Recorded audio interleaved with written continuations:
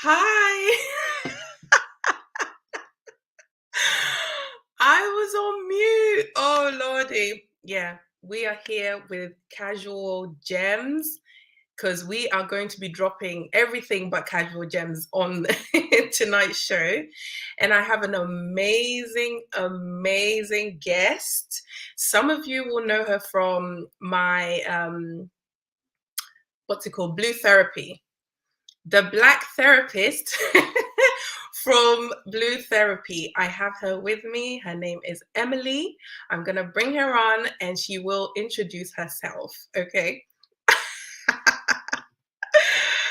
Hello. Hi. Thank you for having me. Hey, Emily. It's good to see you. So good to see you too. Finally, right? I know. It's been like almost a year. Yeah. Wow. Like we've been trying to arrange something. Yeah. But we just thought that this would be like the best way to go about it. Because it was Blue Therapy through Trend Central. Mm-hmm. So now it's full disclosure. Yeah. Central.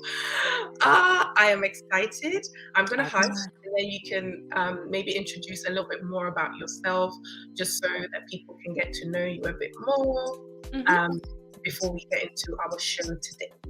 Okay. I think I should start by saying I'm not really a therapist. Yeah, I know it was the catchy phrase that It was, I know.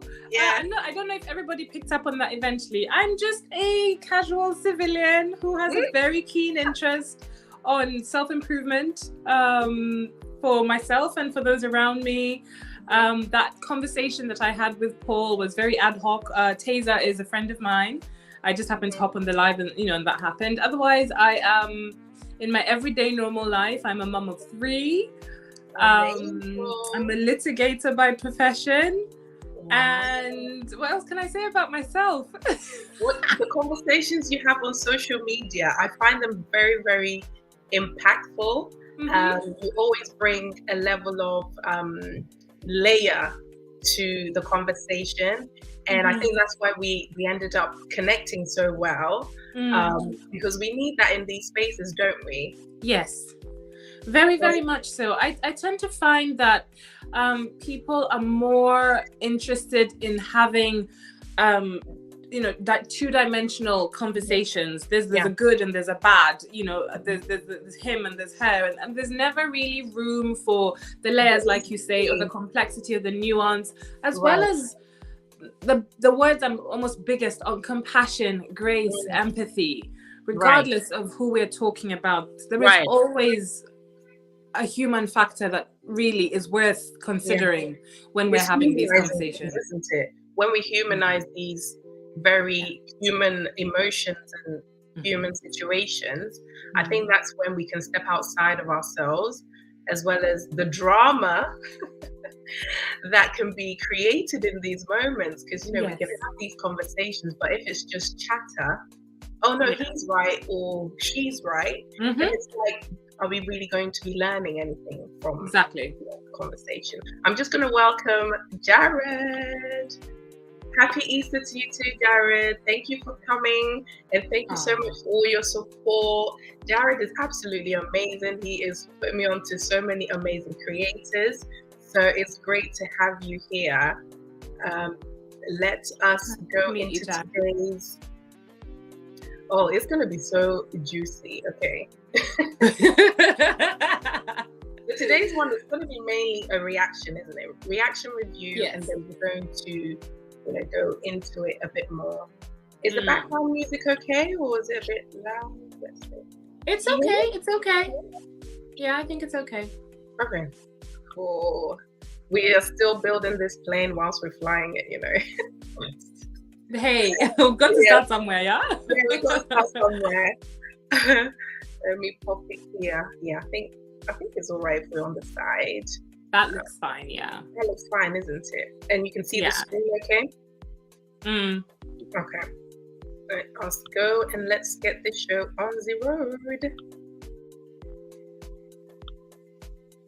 Okay, this is gonna play. this is a bit awkward. I Can could you tell hear by it? your tone and your mannerisms you were scared. I Was saw it low? you guys arrive at an event together at the same time. As strong as I say I am, I'm also weak. Hold on. Because I allowed I think it's lagging. 1 second. Okay. Was it fine on your end or was it lagging? It was just a bit of an echo, but it was fine. Oh yeah, because obviously, do you have YouTube on in the background with your? No, I haven't got it on. Okay, that's fine. Let's see. No, I haven't got it on. Okay.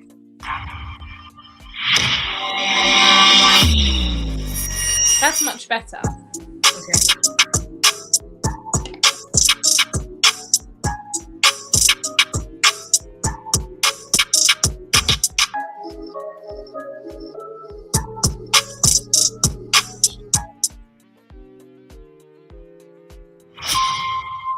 I don't expect loyalty from you. I expect loyalty from the person I call my partner. When he's trying to make me decide from the start, like, so all those insecurities came up. So I had moments of weakness. Yeah, if you need to interject, just let me know, and then we'll just pause. Okay. We'll just have a chat. I'll put my finger up. Oh, yeah, you're right. How are you? You look nice. Thank you. How you been? I've been okay. Been better. I'm okay. Yeah, this is a bit awkward. Yeah, very. So, yeah. Oh, where do we even start? I don't know if there's anything. If you want to start, if there's anything you want to say, or we're here to talk about a boy that we both, or a man, or whatever, that we both basically sort of dated, and the timings kind of overlapped. But what I want to know is whether or not you, because obviously we've spoken before, this is not the first time we've spoken, whether you believe or believed my side of the story back then. That's my question. Okay, for me, whether I believed it, I'm a woman's woman. So one thing about me is if a woman picks up the phone and is explaining something to me and is upset, hysterical, emotional, it's only right as a woman that I do support you. Do you know what I mean? And support that. I know you called me.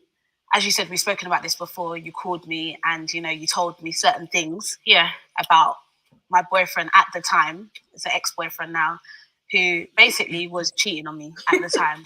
And obviously we had worked together previously to that. So we did back chat together. And that's how I kind of knew of you. Right. I did believe you. Like, I didn't not believe you.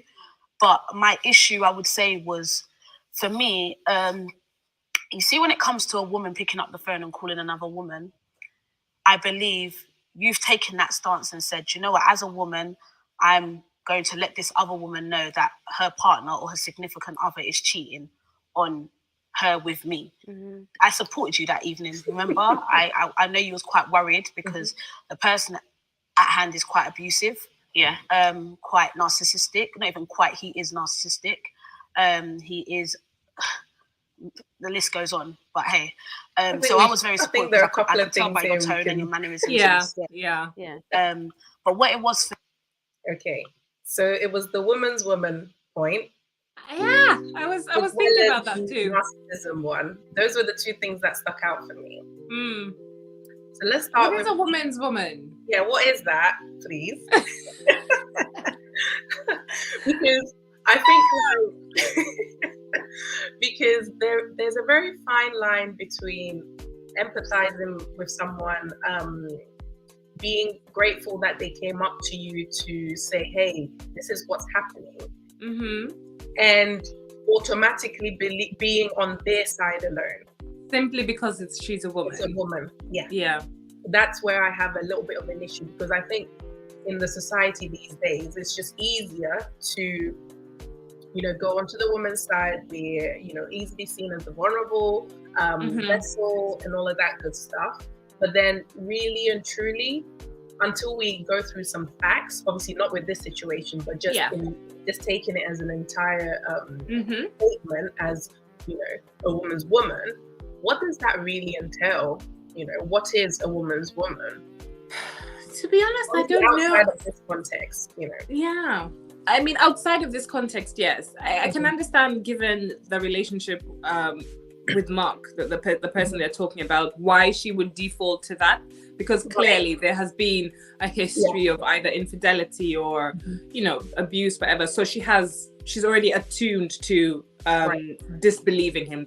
I get that. Right. But like you say, outside of that situation, I don't have any measure or context for what she might mean when she says a woman's woman. Why? Do we believe women simply because they're women? Do we? Yeah.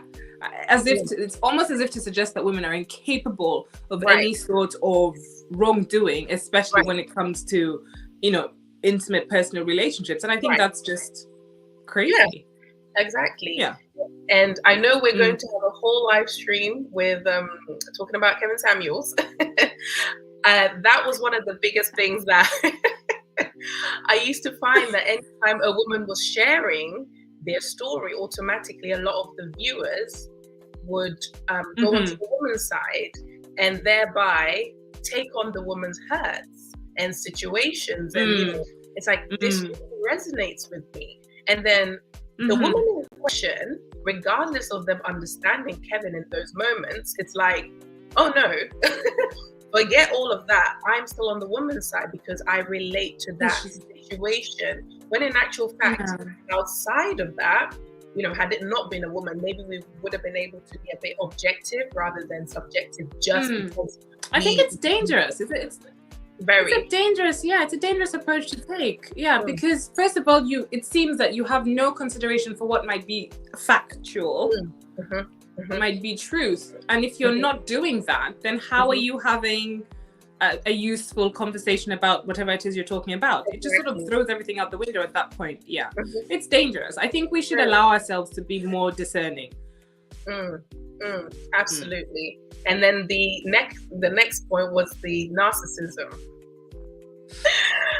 Boy, oh boy. It's everybody's favorite word these days, isn't it? Yeah. It's a buzzword, isn't it? Like, oh, but it really is. Yeah. No. And then it's I think I was going to say that I think if we're talking about the term in its clinical definition, there are so few narcissists in the world. So few. There must be other descriptors. And obviously, given what we know about this particular situation, yes, he is a wrong-un.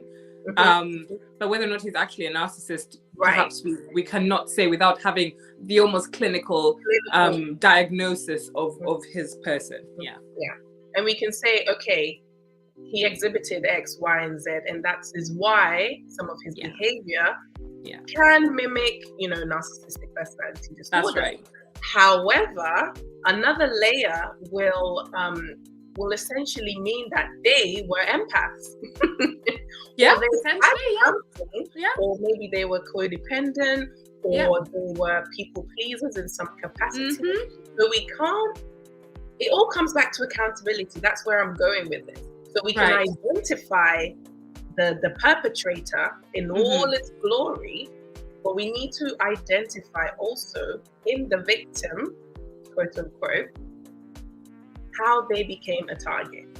Yes. So I think that is something that has been missing in the conversation a lot of times.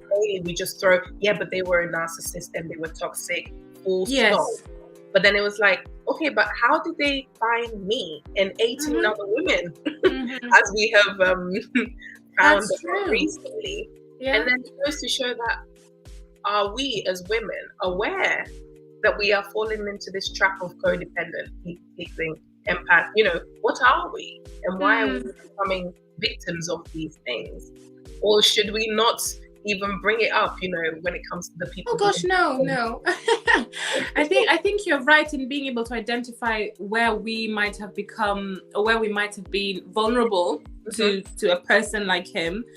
In being able to identify those things, obviously we learn more about ourselves. We prepare ourselves for any future encounters, or how to avoid any future encounters. We learn, we grow. And I think that we miss a trick when we focus too much, as you say, on the perpetrator, and the victim remains in victim mode without any sense of accountability or self-awareness. Now, I do kind of I'm really pleased that Esther mentioned that she had almost 7 to 8 months of therapy. That's somewhere in there. Yes, but she didn't. Perhaps it wasn't the point of the show, but it would have been lovely for her to have shared what she learned of herself there. You know, because so far all we have is this negative. What has she learned? And she seems very keen on pointing out that she's here to, you know, warn other women or speak out for other women. There's that slither of help she could have given other women, given us, by saying, this is what I learned, especially for the women who will want to identify as her, strong Black woman, independent. How does someone who is so strong like her? On Wednesday, people come on Wednesday. We're going to be breaking down each character. That's because right. a lot of us identify or find ourselves in either all three or one of the three. So I think what you're saying is so important. It would have been so helpful to get that extra layer of this is what I identified in myself, rather than I'm taking accountability for. Because you know, again, we can throw that word out there, but does it really mean we're being accountable?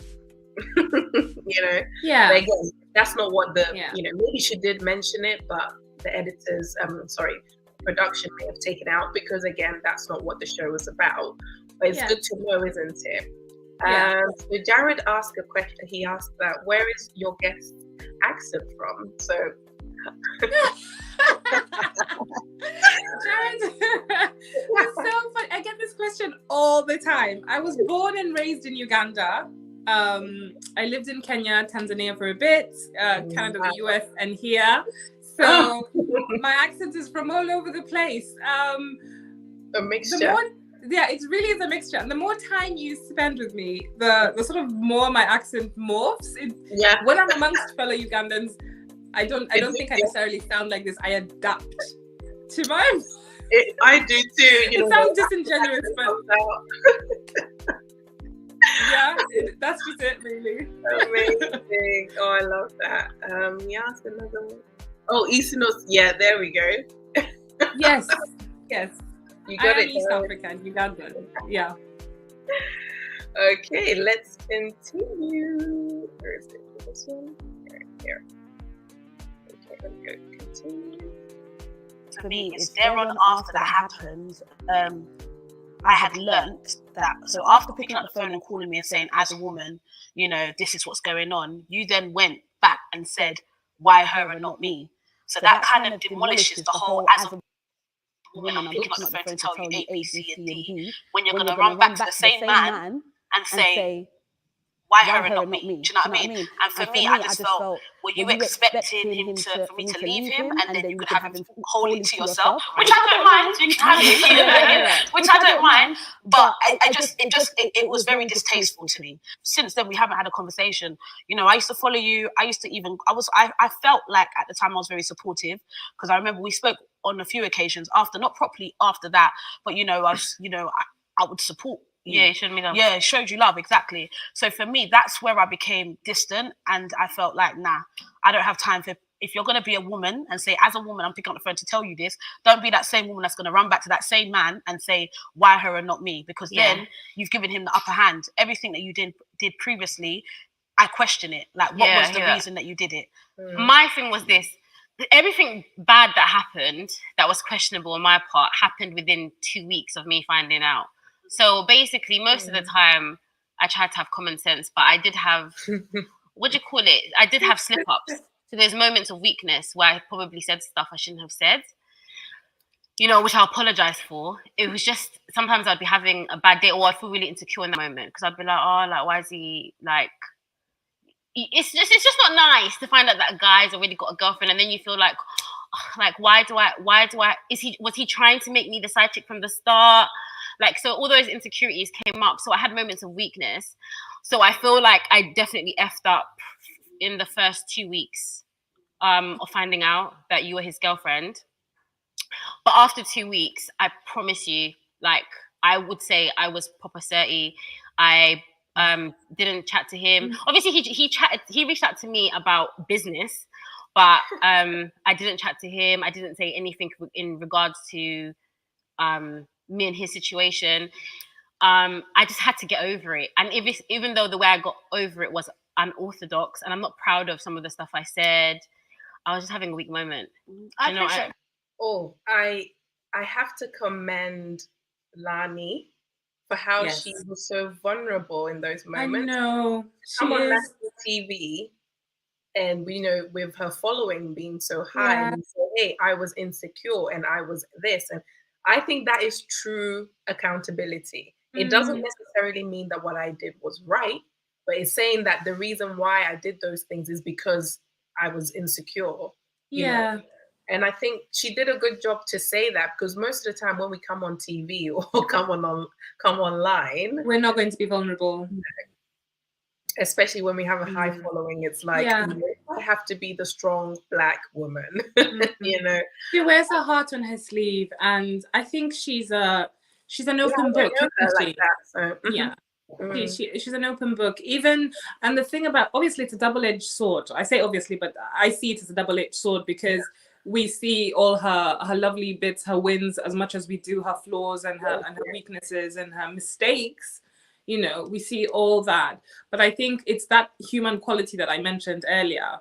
When you encounter someone like Lani, you can't help but want to give her the space to say and be just about all that she can, because she's coming to you as she is. You get the sense that there's no pretense there. She's just giving it to you. No, I definitely sense that from her, because prior to this, I think the only time I had ever come across her was because I never really watched Backchat.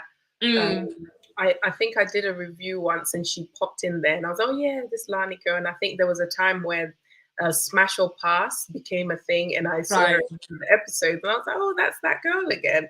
But again, I'm not really with like UK stuff like that. It's good to see this side of her. Being portrayed online. I think it's a bit dangerous. I do think it's a bit dangerous, especially for Lani. I know you said you don't really know that much about her, but I think her public ongoings, some of it has been very personal story, and it's gone on, and it's just been out there for everybody to see, warts and all. And it's almost as if she doesn't have an acute enough sense of self-preservation. There are some things, that you want to preserve, keep to yourself, just so you can work them either by yourself inwardly or privately with some help. Or she doesn't seem to have that. So I think it's dangerous for her. And sometimes, I mean, I don't know her personally at all, but I can imagine that she struggles immensely with certain things. That I think maybe last week or the week before, she had to delete her socials or something. And I can see why, because it will get overwhelming for her. So there's a balance to be struck, isn't there, in being vulnerable and open, especially in a public space, but then also finding time to just commune with yourself or your people. No, I get that. I love that. Let's Oops, sorry. No. I completely forgotten what I was going to say about Esther. I think I've forgotten. It's okay. It'll come. Okay, I know it's gonna come back. The minute you let me know. Honestly, I do appreciate it. The person in question is, I think we both know the type of person he is. And for me, my main concern at the time was your emotions and your safety, because I would know the person I was with, and he was very abusive. He was very, he said things, he done things, he made me believe certain things. And I feel like what it was is that you were like the icing on top of the cake for me. Yeah, like your revelation was just like, okay, cool. And with me, I don't like to I like to get to know people on my own accord, rather than it being he said, she said, I've heard this. And I heard many things about him, many things, but I kind of chose to, which I'm not going to say was a great choice. I chose to block it out and ignore. Looking back, I wish I did. So when you came, God. Rod, you know what? Thank you. Do you know what I mean? I think that right there is a really, really tricky one. When people say to you, he's like this, you shouldn't do this, or someone has done this. And there is something in us. And I think I would be I would fall into that trap. I would be that woman where in spite of what I'm hearing, I'm like, nah, I want him. I've decided I want him. I'm different. I will change. It will be different with me. Oh my gosh, that really hit home when she said that. I said, no, I see you, because I think that's a lesson. I don't know that I've applied it in the same context. Like, no one's actually said anything to me, but it's that red flag conversation, isn't it? That you see things, or your instinct tells you something, but you just push on through because you think somehow it'll be different this time. Yeah, and it's really terrible that for her it actually ended up being an abusive situation. Whilst I think in my own experience it's just been more compatibility and ignoring things, hoping that time will fix them. Right. That was me as well. Yes. Yeah. I think I watched this pastor once, and he was talking about compatibility and suitability. And sometimes when we pick based off of our insecurities, we may start with our partner on the compatibility bit, but then as time goes on, maybe we've realized that actually we have flaws and we're trying to work on them. But as we're working on them, we're going here. But our partner's like, no, I'm pretty much content here. So now you're not suitable for each other. But you happen to be married to this person. And it's like, you're trying your best. You're caught between, do I continue growing and becoming a better person? Yeah. Or do I save this person as well? And it's like, I think that's where I was. Growing up being the helper, the savior, having that savior complex, throwing people pleasing codependency, then, it's a wrap. That's me. Trying to save people. And then you throw religion in there. It's like, you're selfish if you're not helping this person through the dark time. Yeah. Meanwhile, there's just so many layers, and there is a lot there. And I wonder how, in that situation that you've just built, because that's not something that I've managed to work through yet. I can look at it in retrospect, and having gone for therapy myself, I can identify those things in myself now. What I don't have, and what I don't know how I would deal. I don't know how I would deal with it if I was back in that situation. If I were ever in a place where, that gap existed, I still don't know if I have the tools to maneuver. I think what I have so far, at least, is the ability to identify that I'm in that situation, which is better than what I had before. But what would I do? That's still something that I suppose a bridge I would cross if and when I got there. This is it, because I was there and I was thinking to myself, oh, what have I found myself in? I want to grow, but I didn't realize I had all these insecurities. Oh, but I have the tools to get out of that funk. Meanwhile, you look back and you're like, but are you coming along? And it's like, I'm quite fine here. And then it's like, oh, okay, how do you be the helpmate? As one of the tough things I find about marriage or serious long-term relations. You can't drag somebody along if they don't want to. No. Especially given how much emotional labor you put into such a thing. Like it was so draining. I nearly lost myself. I literally had a little bit of me left through like daily devotionals. Other than that, I didn't know who I was anymore. Yeah. And I remember when I came out of the situation, I was so socially awkward. Because I didn't know which one am I now? Yeah. Which one should I be, please? And it's kind of like I felt like a fraud in a way, because I didn't know who I was. Yeah. Obviously because verbal abuse and all of that was in the head. So I had a lot of chatter in the head. But at the same time, it's like, wow, a lot goes on. So definitely go to therapy, people. Heal so that you're not based off of insecurities. And it's ongoing. It's ongoing, yeah. I like to say therapy is ongoing. Yeah, it almost doesn't end. And I'm still learning a lot. Like you say, all that internal chatter. Sometimes you're convinced you are a certain person, or that you must be one thing, one person, when really I've just very recently learned through what's called internal family systems.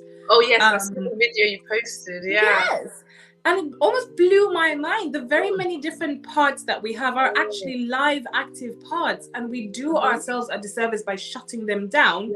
When really, if we can put them each in sort of rooms and address those issues as we go along, we live a more full, you know, experience of who we are. And we can just be, you know, all of us, because sometimes when we're shutting these parts out, it's like, well, what am I in these moments? And it's like having that internal check-in, like, okay, what am I feeling right now?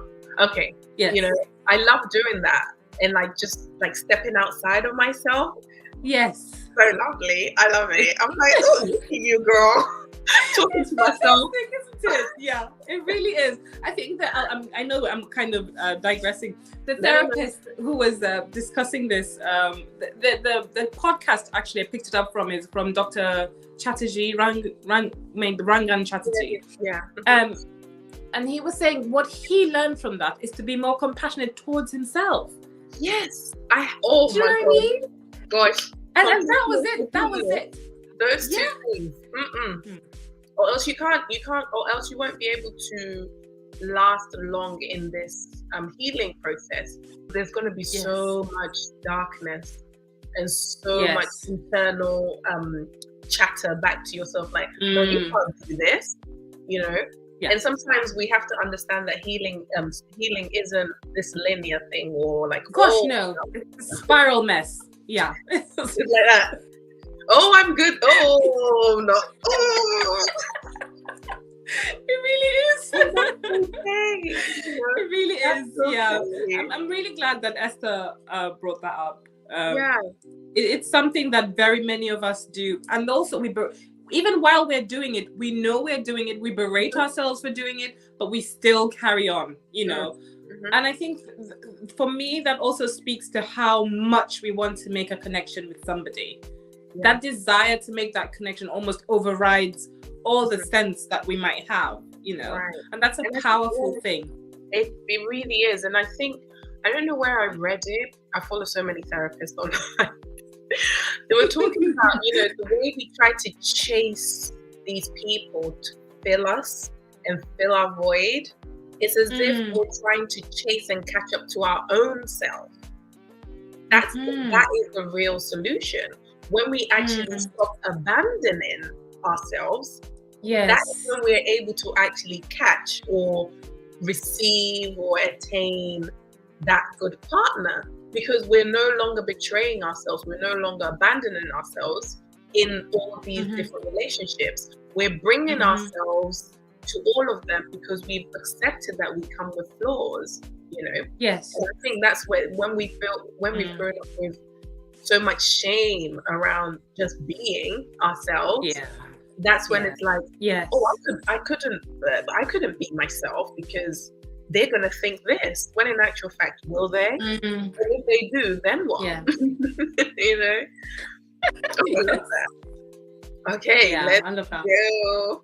Oh gosh, let's see. I know us when we continue and you know, talking. I didn't raise my voice once. I was like, you know what, it's fine. Because the only person I don't expect loyalty from you. I expect loyalty from the person I call my partner at the time. So, but I didn't know. Yeah, no, and I understand that. I understand that. So for me, it's just I feel like you were just like almost like the window or the door opening that was basically slightly open, but I just needed it to be booted down for me to know that this wasn't a right situation.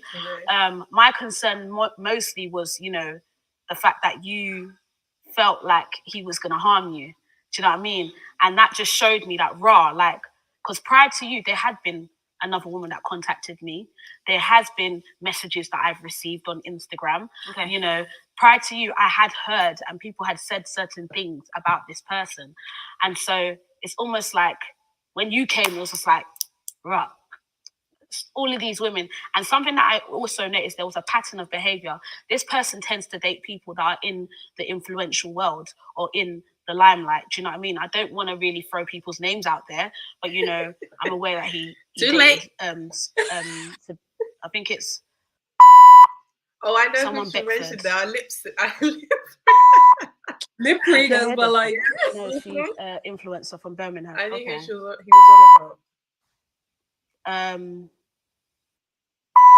You know, it's clear that this person is, I don't know what his ammo is, what he's doing, but he clearly is. And I only found these out after. Oh, did you? Yeah, when I found out when I was in a relationship, I found out about all these other people.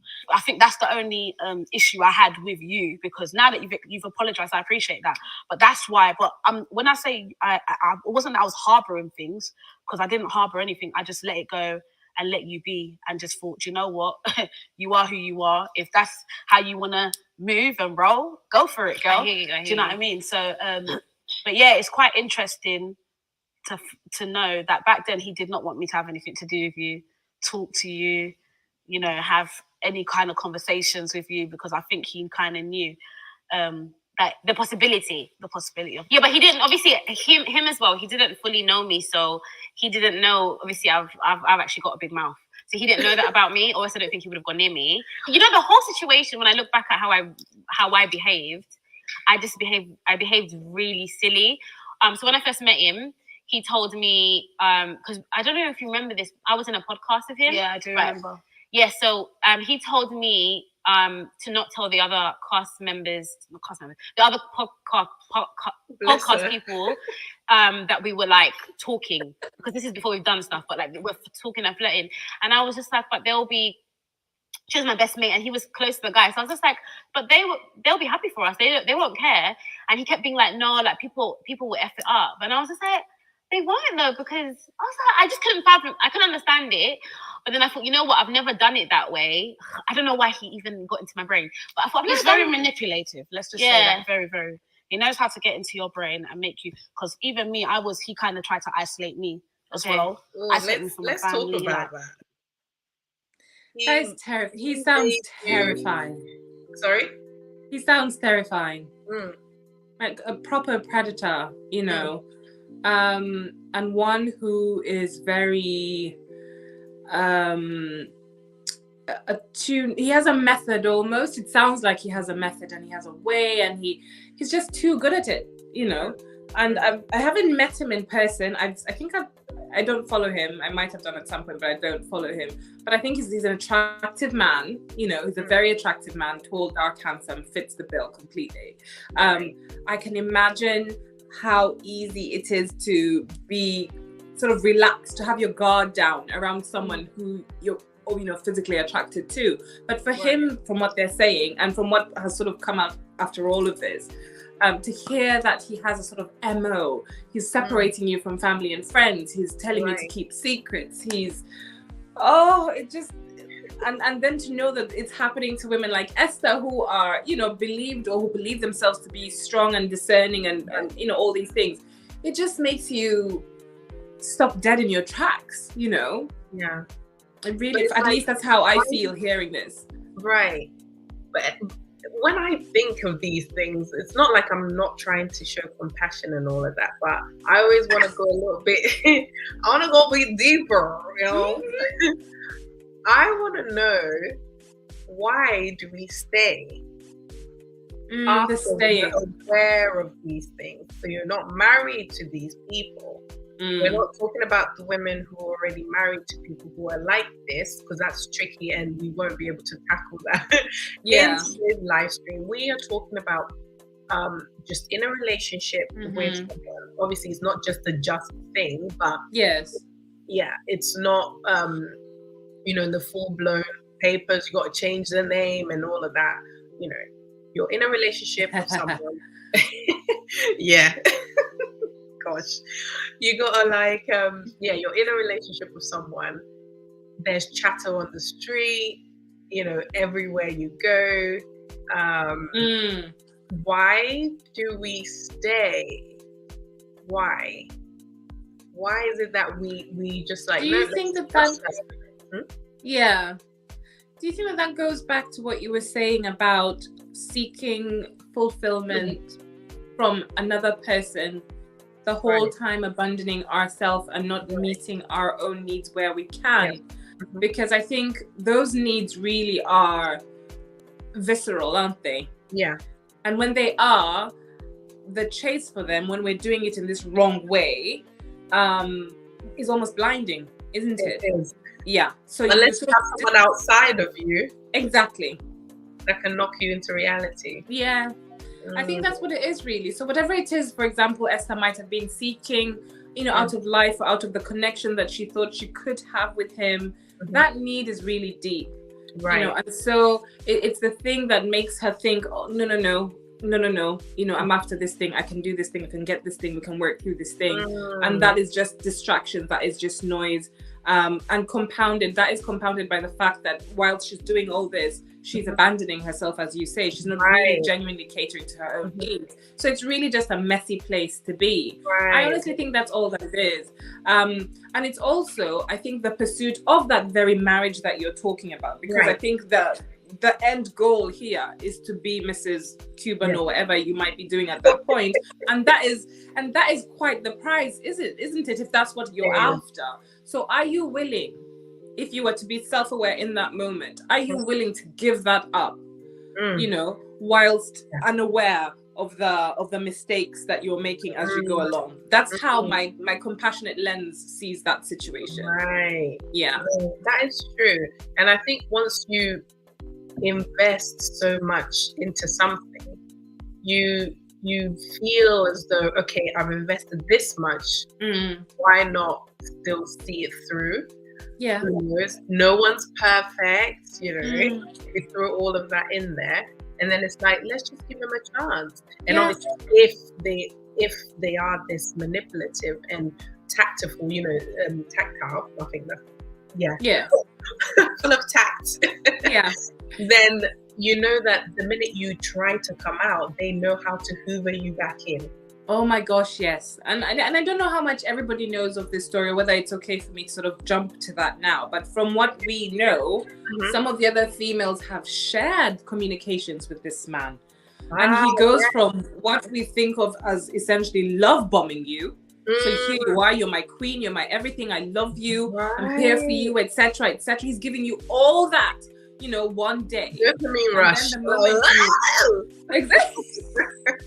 And then the moment you try to step away, then you owe me.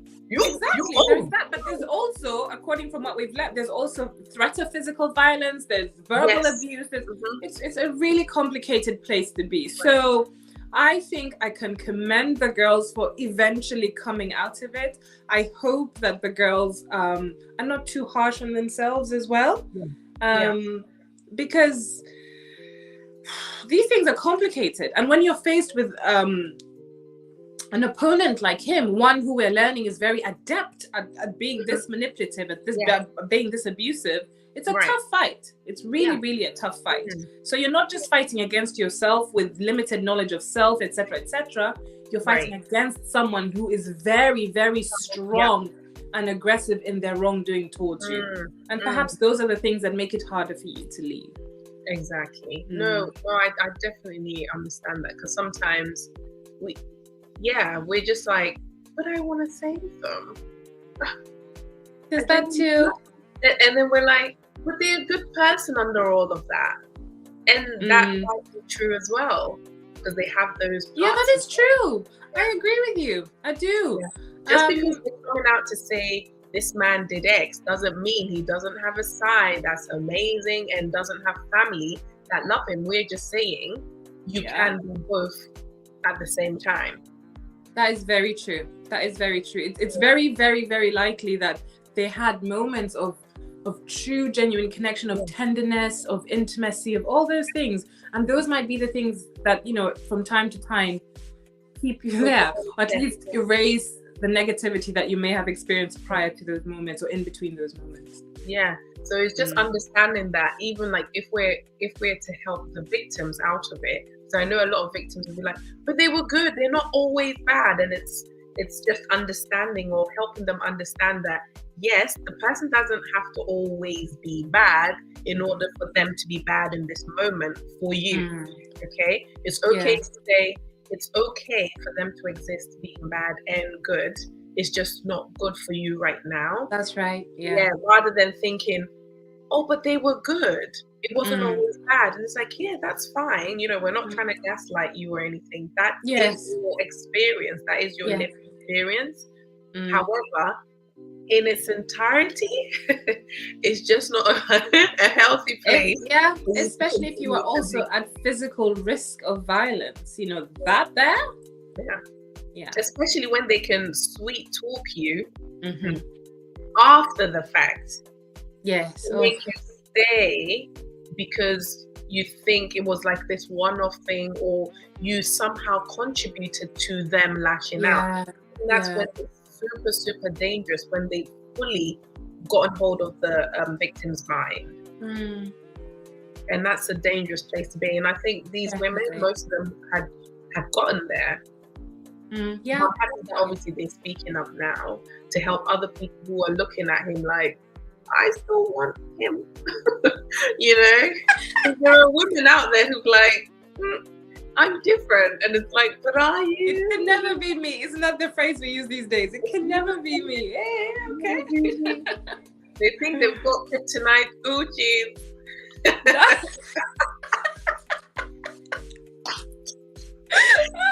Oh Lordy, let's keep it going. Let's keep it going. He's not a very family oriented person himself. So like sometimes I'll be like, I'm going to my mom, oh, why are you going there? Like, do you know what I mean? Oh, chill. So he there's a lot of mental. But it was also because my friend knew about you. What do you mean? The other girl, she knew about you. He was in a relationship with me? Yeah. Oh, okay. So I feel like that's one of the main factors why he didn't want me to tell her. Because afterwards, when I told her, she was like, yeah, I knew. And I was just like, no. If I had just gone against him and spoken to my friend, I wouldn't have been in that situation. Because I would have known. Obviously, he said to me that he'd only, obviously it doesn't matter now, but he said to me that he'd only been with you one time. Obviously, I know it was bullshit, and how you guys are just good friends. And the only reason I even had the guts, or something in me told me there's more to it, is because one time I saw you guys arrive at an event together at the same time. Do you know what I mean? And I kind of thought it's a bit of a coincidence. It can't be a coincidence. That's what I thought. I then confided in Yasmin and basically said, I've got something to tell you. And then she goes, okay, I've got something to tell you too, but let me tell you first. So she told me first before I told her my secret, but our secrets were the same, basically. Do you know what I mean? And then I was like, are you sure? And she was like, yeah, I'm sure. And then I just felt really embarrassed. I felt really embarrassed. Even to call you, I felt really embarrassed because I met you, and obviously I feel like you're quite, like you carry yourself quite ladylike and stuff. And I don't know, I felt like that's probably why I asked him that. I felt like he saw me like as a joke or something. You know, like when you're going through it, or you feel someone's rejected you, or you find out, for instance, you're a side chick or whatever, you don't always feel the best about yourself. You feel rubbish about yourself or shit. Like, so I started to feel like am I the problem, or like, am I not worth it? Or that's why all those insecure questions start to come.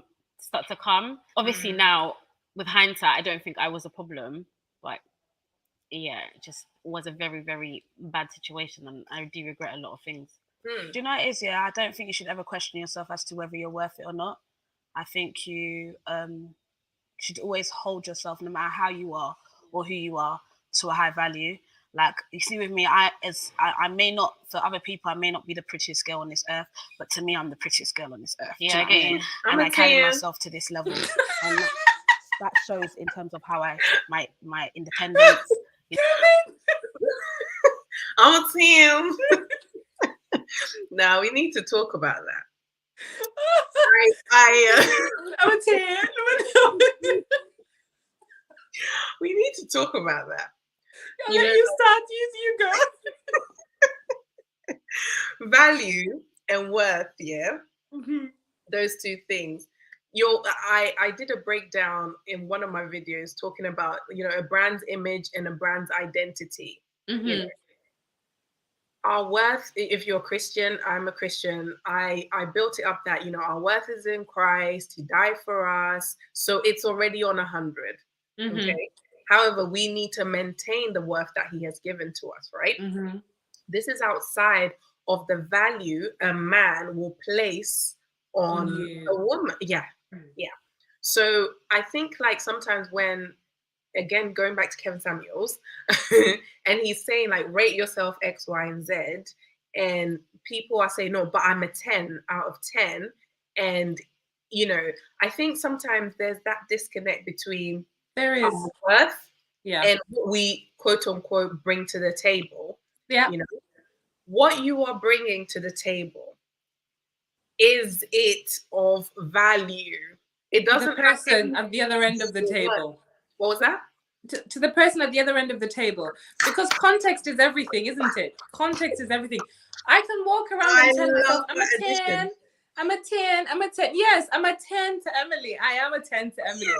But but if Joe Bloggs is sat across the table and Joe Bloggs wants a virgin womb, a spring chicken, you know, and a top credit score, I'm of no value to him. I have 3 children. Yeah. I'm not a spring chicken, and my credit score is dodgy. So in that sense, I might get a 2 out of 10 from Joe Bloggs, and that's the simple difference between value and worth. Of course, I'm a 10, but but Joe Bloggs is like, nah, sis, it's 2 out of 10 from me, and he's within his rights. Yeah, he's within his rights to say that, given what he's seeking. Yeah. And that's the context of that conversation. But we don't talk about this, do we? No, we don't. Yeah. And I think somehow it just hurts the ego or something. Oh, yeah, it does. Of course it does. Yeah. You're not a 10? What? I think in my video, I was like, I know I'm average. And that had nothing to do with my worth, mate. Oh. Yeah, of course. Yeah. Cool.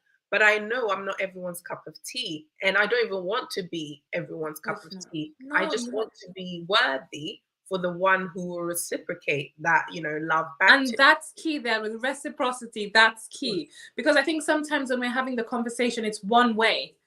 You know, women tend to think, I'm bringing this, I'm bringing this, I'm bringing this, right? Yeah. And that's it. So here, have me. Or it's more like, this is what I have. I'm not even bringing it. This is what I have. This is what and you go ahead. That is so true. And we do ourselves a disservice, because then we end up in this weird spiral of, but then I am the table, and no, nobody's coming to my table, nobody's coming to my table. Why? What's going on? I'm angry, I'm frustrated. When you could have a more honest conversation about it, and then make the necessary adjustments to, you know, to get to where you'd like to be. And I think that really is why I advocate, and I'm sure you do, the shift in the conversation to that, because it will yield better results, especially for younger single women who are seeking to get married. Yeah, the premise of this channel, like literally, we need to be able to peel back this conversation and say, hey, I mean, who really asked what do you bring to the table? I personally have never been asked that question. True. However, I think since it was floating around, it's good to have a think, you know, of what it is, what values you bring, and then inquiring to find out, are those things that I bring valuable to the man that I say I want? Because if it's not valuable to them, my friend, you can scream from the top of your lungs. Nothing's gonna happen. And of course, you need to be asking the same questions of him. And I do think, you definitely, that goes without saying, but let's say it obviously, because we know what people are like on social. Oh yeah, they're gonna be like, of course, you're asking the same thing of him. But I think that once we get past the sort of logistical and practical things, which is what we tend to talk about, the money, the physical appearance, that we have all those things, something that I have learned, you know, having been married for quite some time, morals and values. And when I say goals, I don't necessarily mean, again, financial goals, whatever. I mean, what would your ideal life together look like? How are we raising our children? You know, how are we speaking to each other? Do we, or even don't we want children? All of that stuff. How do our families interact? Those things are very, very important things that we often don't talk about. And I'm a keen advocate as well of having those conversations as soon as possible. You know, as soon as possible. We're afraid to have these conversations. No, have them. Save yourself time. Yeah, but that's it. People want to waste time, you know. Have them as soon as possible. Of course, another thing is how you have these conversations. It's important. Don't treat somebody like they're in a job interview or whatever. It's all conversational tone and mannerism. There is so much to say sometimes. I don't know where to... beep, beep, beep, beep, beep. Some things might seem obvious to you and I, but they're not to everybody. When I say ask the questions, have the conversation early, I don't mean pop up with your clipboard or your whatever and do that. But I mean be soft enough, perhaps, or be of the tone of the person, of the energy that you can open the space for the two of you to have these conversations. And conversation is a two-way street, isn't it? Right. You're not just hitting. Listen. Thank you. Yeah. And we're not listening, are we? We're like, no, oh, but you don't want not that. to. Oh, you don't want that. No. Yeah. You want what I'm going to be giving you, sir. It's almost a skill that's missing in us, and it's costing, I think, a lot of these people, a lot of younger women, or I say younger women because honestly, I'm Auntie Emily. My people who have known me on socials know I'm Auntie Emily. I don't mean to sort of isolate anybody. I'm just coming from that place. But yes, that skill is missing in us. Especially as females, we've lost the ability to be soft and tactful in our conversations. Right. Yeah. And soft doesn't mean weak either. No. Or stupid. It doesn't. It just means that you're attuned to what we like. I think what we call these days feminine energy. Yeah. Which complements masculine energy and brings out the best. Yeah. In both parties. Yeah. The thing is, we're chasing after the masculine energy whilst dismissing or abandoning the feminine energy. And it's like, how do you suppose these two things will align? Yeah. And then you're having these conversations like, oh no, shush over there. Yeah. We know what we're doing. Yeah. It's like, do you know? Oh gosh. The first quality of femininity is being able to just listen, to understand, and it's like the biggest thing that's missing. We're just hearing. We just respond with our own talking points. And there's nothing wrong with holding your tongue. There's I know that's controversial. Very many women won't agree, but there is nothing wrong with holding your tongue and releasing it at the right moment in the right tone. You are stepping on toes. I know. Opinionated women who want to just talk because they found something on Google.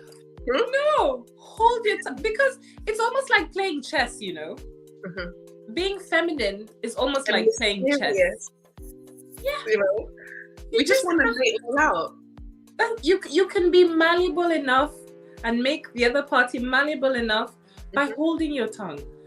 Yeah. You don't always have to, I say all these things, by the way, as a woman who didn't know these things when she I know. It's so hard. Like when you dismissed the advice when it was given to her when she was married. Yeah. So I'm not saying, I like to say this a lot on my Instagram page. I don't speak from a place of all-knowingness. It's often from a place of experience, failure. In my own, love that. In my own personal relationship, I can say these things. I love that. I think that's why we get on so well, because it's like, ooh. It's like an onion, isn't it? We're always like peeling it back, and then we get all the way to the core, and we're like, oh, this is so good. Oh my Fantastic! I love it. Okay, let's see what Esther was saying. Yeah. How I dress, everything. So I feel like I see a lot of things that you put online in terms of Tion Wayne. And I'll be honest with you, Lani, if you was my friend, there'll be things that I would tell you not to do. Do you know what I mean? Like videos. And obviously I understand that's your brand, but for me, I feel like... Which videos though? Just all your videos, anything that's in reference to Tion Wayne. Yeah, but he robbed me. I understand that, but I just feel like, for me personally, there's a way that you could handle it. Like how? I actually did try that, but it's not as straightforward as you think. Because what I'm trying to explain to you is that I don't rate Tion for what he's done. I'll be honest with you, I'm not his fan. I like his music. I'll be honest with you, I like the music. I can't hate and say the guy don't make good music, but I don't like his character and what he's put out on social media pertaining to women. Do you understand? And how he treats women. Just because I'm around real men, and real men, if someone owes you or anyone's going around saying that they owe you a penny, they will pay you back that penny. Do you understand? They wouldn't want that stigma, whether it was a gift. You know, I know man that will say, here you go, take your shit back. Do you know what I mean? That Rolex, you want it so badly, here you go. But instead, he's happy for that stigma to continue around with his name. And so I think as a man, and maybe I'm coming from a perspective of a grown woman, you know, I'm going to be 30 soon, I just feel like he could have handled it better. You as a woman, because this is something seriously happened to you, and I think it's wrong. You know, the same person that we're talking about for me financially put me in a deficit back. I've had to make friends. I had to handle myself accordingly to get shit back. So, but again, I don't know. I'm suggesting not. I could be wrong. I'm just saying, I just feel like everything has happened seriously that because he's still the bigger. I'm not talking about you because you said you're a girl's girl. But in general, people don't care because he's the bigger star. So it doesn't matter. I've done several serious sit-downs about it. I did one on Woman Bello. I did one on Gade. I spoke about it. I've got 5 videos on my channel where I'm just talking about it, like, calmly. I've spoken to his mum and dad. Like, I mean, I feel like what do you want to get? What do you want to happen? But it's ended now. I don't speak about Tion. Okay, so no, as in, has he given you back your money? He will never give me back my money. But that's also down to the fact that he does. I personally feel that he doesn't respect women, except his mum. He doesn't respect you. Fair enough. I understand that. I was just trying to be paid. Hi. What did you say, Emily? I said he doesn't respect you, Lani. You know, and obviously, again, I say that because she can't speak with any genuine authority about how he deals with other women. All she can talk about is her interactions with him. And like I said previously, I feel for Lani, and I want to say I love Lani, even though I don't know her. But she's a baby girl. For me, she's making her mistakes quite sadly in the public eye, and so we judge her, you know, there. But also you can see that the public space is her space. That's her reality. Because she's saying, I spoke about it on Gade, I spoke about it on Wumi, I made 5 videos. That's her reality. Right. Which is terrifying. You know, on my YouTube channel. It's like, Lani, obviously she's a younger woman. I don't want to call her a girl as if to disrespect her. No, she's a younger woman and her experience is of her, you know, of her age. But if she were to reconsider this situation, I don't know if you know of this situation. I just heard bits and pieces from, you know, the shade, bro. Yeah, exactly. That's essentially what I know as well. You would hope that I'm certain she'll look back 10 years from now, and it will be just mortifying to her. It will be embarrassing to her that she let this play out the way it did, and that she didn't see the bigger picture. Yeah, she has been so very engrossed in this man and this situation, and the world is small to her. It's really, really small, isn't it? She's not allowing herself to consider other things. But that statement that Tion doesn't respect women, Tion doesn't respect you. That is based on their interactions. And that would be true of any other woman, you know, in a similar situation. You can't speak unless you have intimate, personal, detailed knowledge of other things. It's you that he doesn't respect. And I think she's being defensive, understandably, because that's a deeply personal thing to her. You know, we were chuckling at what she was saying, like what? But that's what? Because and Esther was like, and Esther is saying what the public genuinely think of the situation. Like, enough, stop talking about him. We've had it, you know, we hear. But and then she's like, but I'll stop talking about it. And it's like, it's been very personal to her. And I hope she will learn somewhere that she can actually make a distinction between her personal and public lives, and there surely can be ways that she can maneuver things such that we don't have to be privy to everything as often, you know, and spare herself our unjust judgment. It's very often unjust judgment, just for her own good. She's going to need a lot of guidance in that respect, because sorry, when like, if your private life isn't as enticing, as exciting, and you're not really accustomed to mundane stuff, sometimes everything has to be online, because that's where you get the dopamine, that's where you get the validation, that's where you get the attention. So you never know when to just shut it off. And when you do, it's like, oh, but this is boring. You kind of always want to switch on that the camera and start talking, because now the outside people are your world, and then the ones who are actually really in your reality, it's just like you don't know how to interact with them. You don't know how to engage with them. You just don't. And I think that's where she is. Obviously, again, with what we know, that's what it appears like to us. Like you say, her everyday, her actual life is mundane, and just there's nothing there for her. She is addicted to the highs of the drama and the interaction with the public and all that stuff. And she probably isn't she's not comfortable with herself. Just being, outside of all those things. And I think it's like a lot of people out there. They chase, wanting to achieve so many things. And then it's like, when you strip them off of all those things, they feel hollow, you know? They want Jemima the X, Jemima the Y, rather than Jemima. That's why my channel it's just Jemima. It's just me. That's good. Yeah, I get that.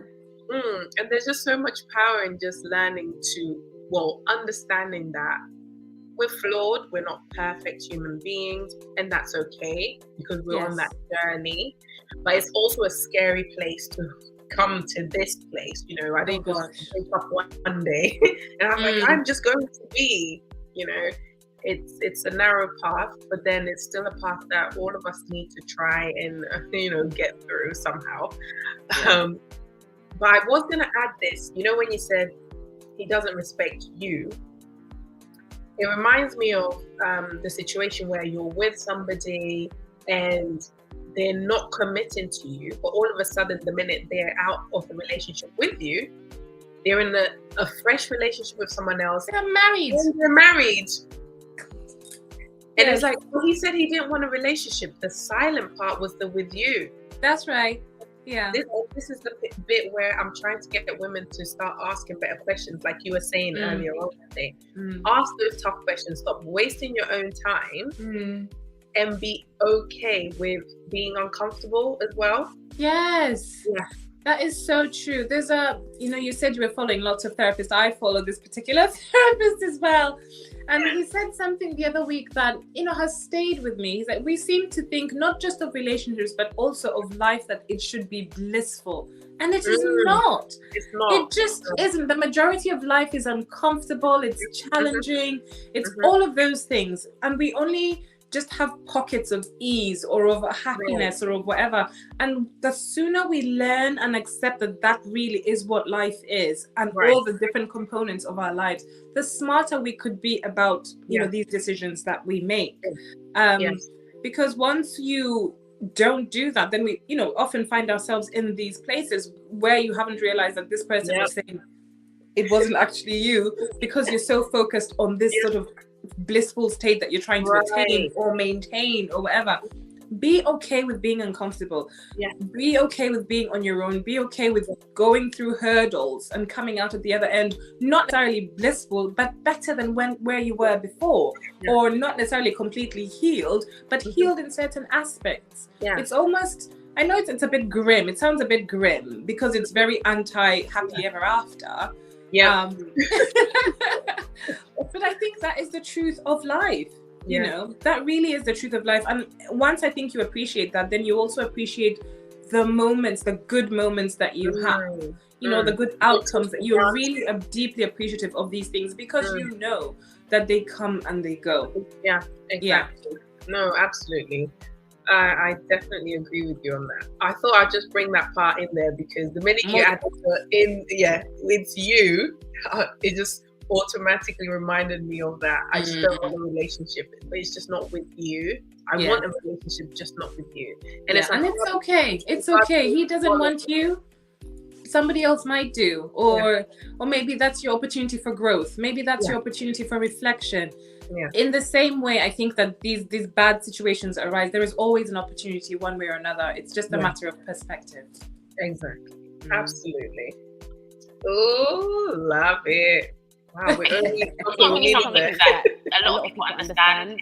It's just something that has to be part of your personality. Because like what I'm saying is that, because talking to you now, it's almost like I can relate to you. I can, like, we're on the same level now. I feel like I'm. Whereas when I see the videos on social media and the shade bar and all the blogs putting out, it's like, I can't take this shit serious. I get you. You know what I'm saying? So it's like, now I'm understanding, I'm hearing you. I hear you properly now. But when I see those videos, it's hard to hear you. It's hard to get that message amongst all that chaos. So you know what I'm saying? So that's why I'm just a petty person, I suppose. So I don't know. Everyone, I've tried to deal with pain properly, like therapy and all these other things, but I just wanted to do something petty and childish. After that situation with that person in question, I was doing therapy.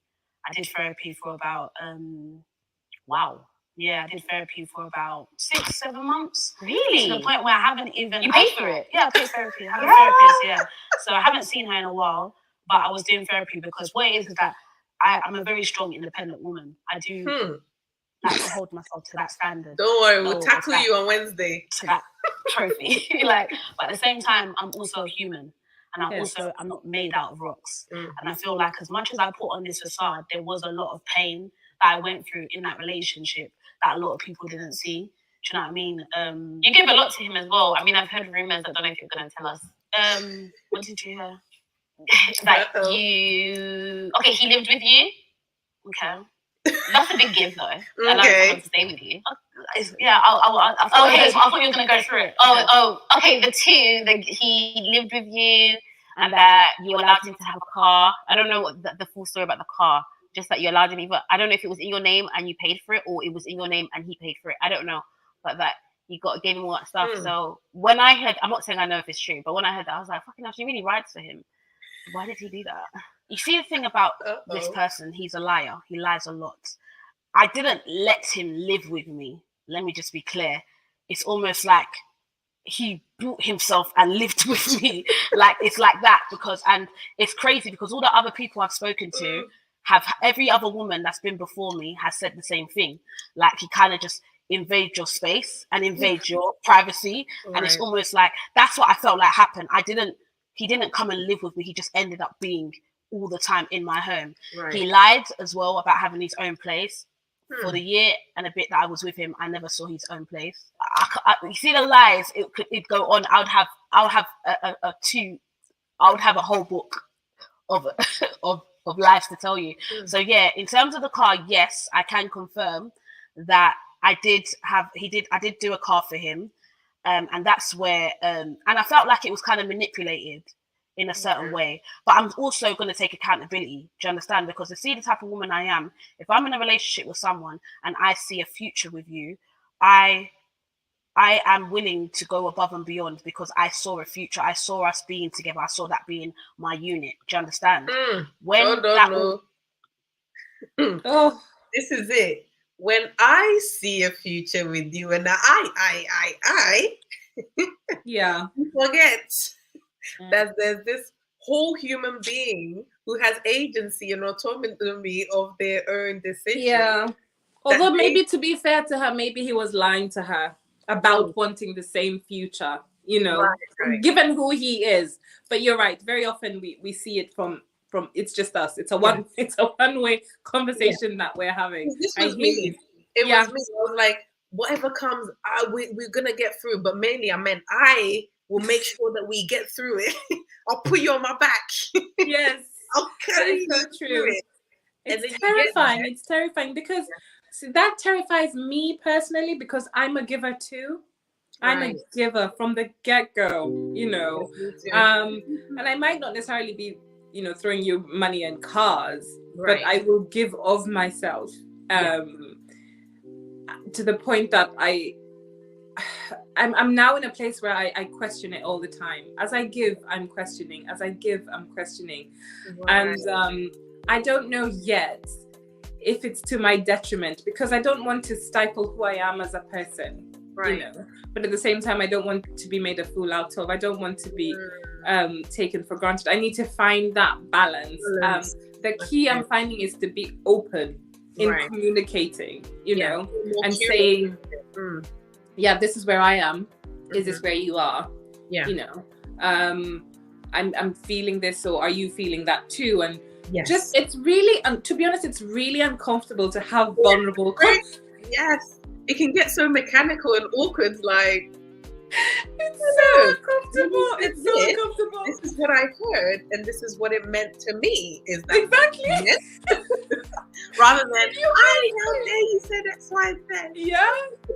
It's the only way. It's the only way to maneuver, and I'm grateful to be exercising this muscle. You know, it's terrifying. It really, really is. The other thing that I was going to say about Esther and them, this whole he moved himself into my house situation, and I believe she's a mum, right? Oh my, yeah. Have you done any dating, Jemima? Because I have done a bit of dating, and the one thing I will not do is allow a man in my house. Yeah. I can't do it. I feel like until we are both clear about some sort of future, my children and my home cannot be involved. Yeah. I think that should be the right way to go about it. It's the safest, isn't it? Because that means this little girl, you know, whatever was happening in the home, you know, the domestic abuse. Yeah, they're exposed to it. They're getting exposed to that, and they will think, like, is this normal? You know, somehow so many things that get impressed on children, you know, they absorb it, and then it becomes this conditioning. You know, it's either I don't want to be like my mum, or I will be like my mum, but, you know, subconsciously that's how you're going to be. I'm really curious to know what her thinking was, or what her you know, and also where she stands now, you know, as she dates, or if anybody that's watching or that will watch, can share, because I don't think the position that I hold and you hold on this, in this particular issue, is too out there. At what point do you say it's okay for this person to come into my home, especially when I'm not inviting them, right?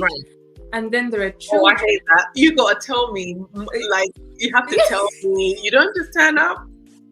I'm not gonna open the door. I'll peek. It's wild, isn't it? I'm not even dating in my city. That's how cautious I am. Knock, knock. Are you there? Not dating in my city. I'm just like, okay. Some of that maybe is almost maybe self-sabotage, because, well, really, Emily, if you want to build a serious relationship with someone, surely that proximity is an issue. But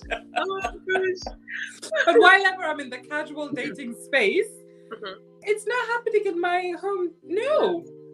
You know, I'm very maybe scared or maybe conscientious of bringing someone into my home, exposing my children to this person. Until you're absolutely sure. Yeah. I don't think it's wise. So again, I would be quite interested to know what the thought process was back then, and what it would have been now. How young the daughter was back then. Does she have a daughter? Is it a daughter she has? I think it's a daughter. Or is it Bianca who has it? Yeah, one of them has a daughter. Okay. Yeah. Wow. Okay. That was scary, isn't it? Yeah, it is. And how this person just eventually worms their way into your home, that your home becomes their home. And also that in a year and a half, you've never seen their home. And at what point as women do we question these things? Why? Yeah. I remember I brought this up the other day, one of my live streams. We're talking about submission or cooperation. And why is it that when it leads to dysfunction or toxicity, we're more submissive and cooperative? Like, don't ask questions, just let him just go with the flow. But when it matters the most, when we need to be these strong Black women, and be like, yo, why are you hither?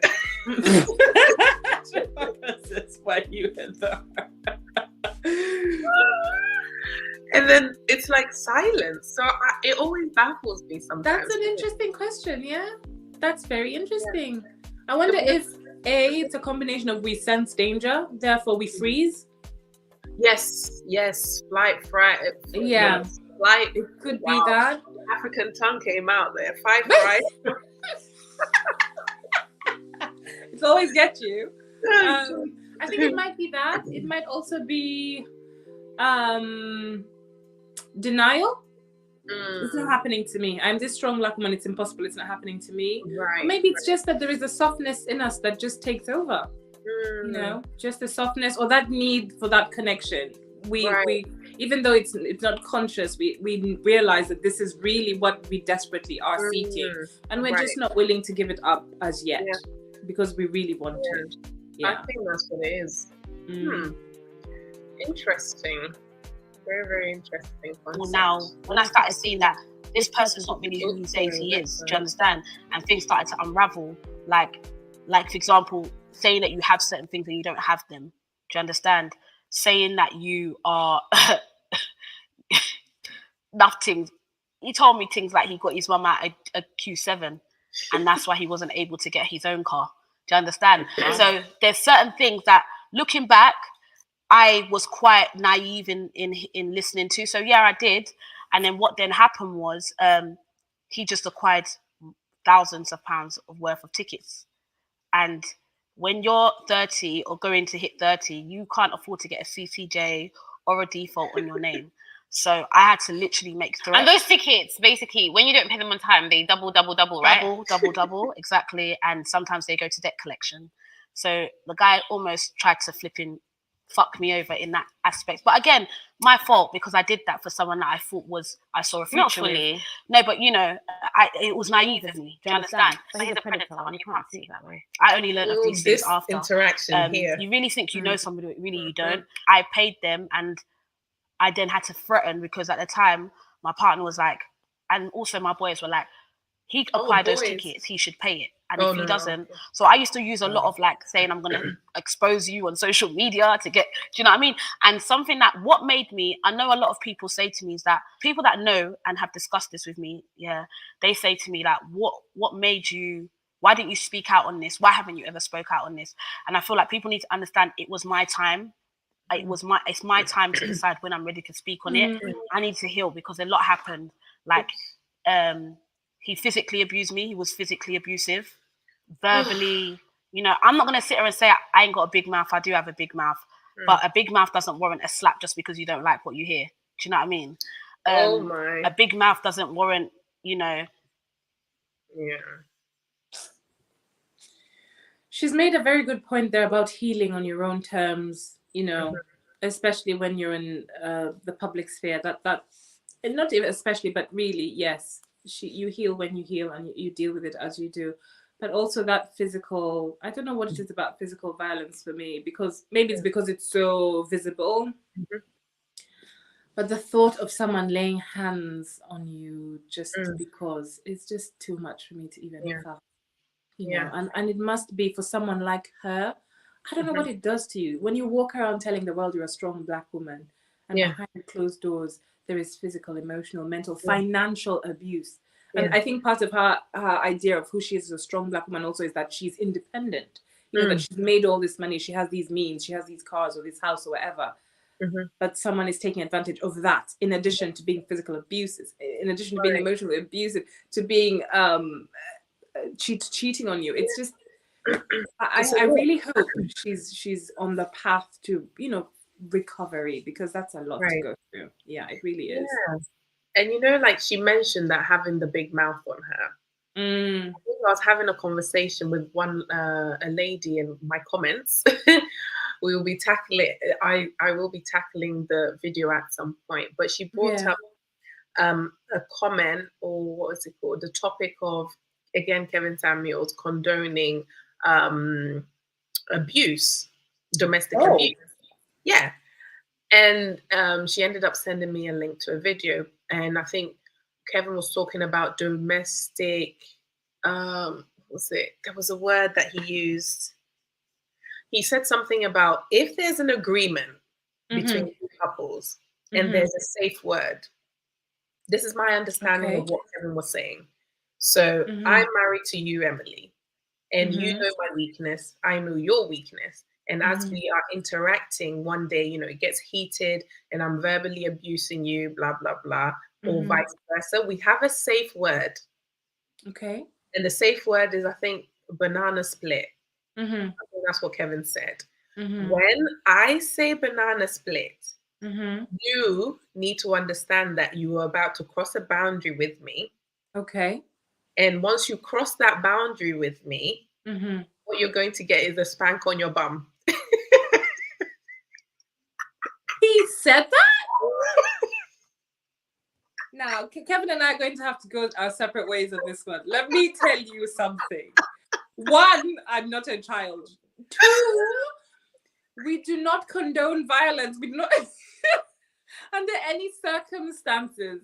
I feel that when you say banana split, it shouldn't be that you end up with some sort of physical whatever. It should be that you go to separate rooms and calm down. That would make sense to me. Okay, yeah. So what my understanding was, okay, I think I was on the camp that there is an agreement. So when the agreement came into place, I agreed to be spanked. No. None of you would cross the path. That's where we're going. Right. So you are accountable for your mouth, and I'm accountable for my mouth or my hand in this matter. So if you keep chatting, again, I'm not condoning what he was saying. Yeah. But I understand it objectively that there are two. When we're in the relationship, we need to help each other. I'm not saying that in what's her name, Esther's case, that's what is because she was chatting. That's why this is totally different. This is an abuser and a victim. Yes. Obviously, when she goes into her next relationship, she will need to learn how to, you know, watch her mouth. Not necessarily because she doesn't want to get hit, but just generally speaking, understanding when to speak and not to speak and managing our emotions better. But outside of that, what are you saying? I will land with Kevin's one. How I understood it is, if we are two grown adults, and because one of my triggers is verbal abuse, because there was so much of it in my previous marriage. Yeah. There was just so much, but the way my brain takes on things, it takes it through like the humor before it really sticks with me, rather than the first impact. But it's just so damaging, verbal abuse. And I can imagine a woman who is very verbally abusive to a man, and they feel so pushed to the corner, and they keep saying banana split, banana split, banana split.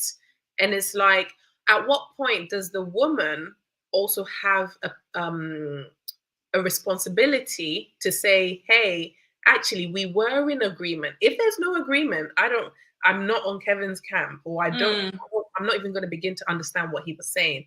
But I was trying to understand that, okay, these are two adults who love each other and they actually want to sustain this marriage or relationship or whatever it is. I think it was probably from Sean Connery or something.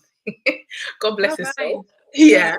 And it's like, okay, if there's that understanding there, then we both have that responsibility. It doesn't mean if I cross the line, automatically you're spanking my bum or whatever. But it just means that when I cross the line, I need to identify that I've crossed that line, and there will be consequences. I think one time he said in one of his shows that some rich guy, he gets the wife to kiss his bum. Gosh, these people are doing stuff. Yeah. So this is my thing. In principle, I agree with Kevin, and this is what I'm saying by in principle, that we have an agreement, we have a safe word. Either one of us crosses the line, or is about to cross the line. Safe word is triggered, and therefore. Sorry, let me put new battery in. Okay. Bear with me. Gosh, guys, bear with us 1 second. I'm gonna put this on the screen.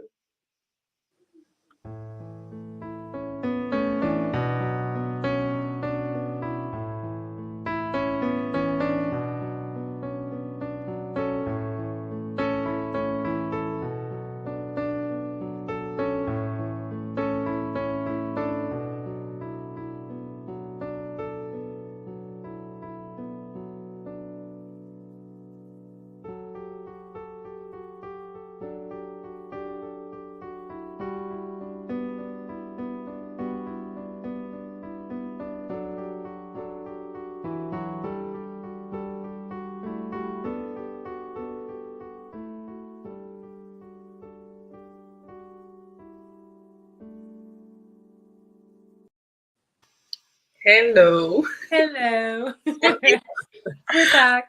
I always wondered what it would do if my battery was going off. I just saw it on the screen.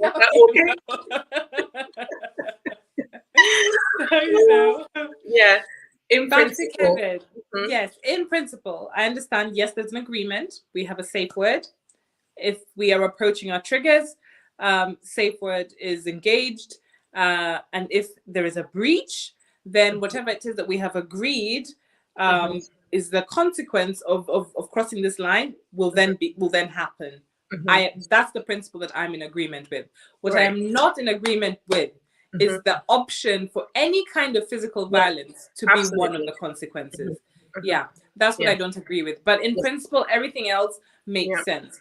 But the other thing that I do agree with is that we have to be responsible for the role that we play in getting the other person across the line. Yes. Oh, yeah. And I'm not denying that at all. We do have to be responsible for that. And I think very often as women, we know that we've got this power over our men when it comes to getting them across the line. Very often we know that when a man is about to cross the line, the option that he has, not that I'm condoning this, is physical violence.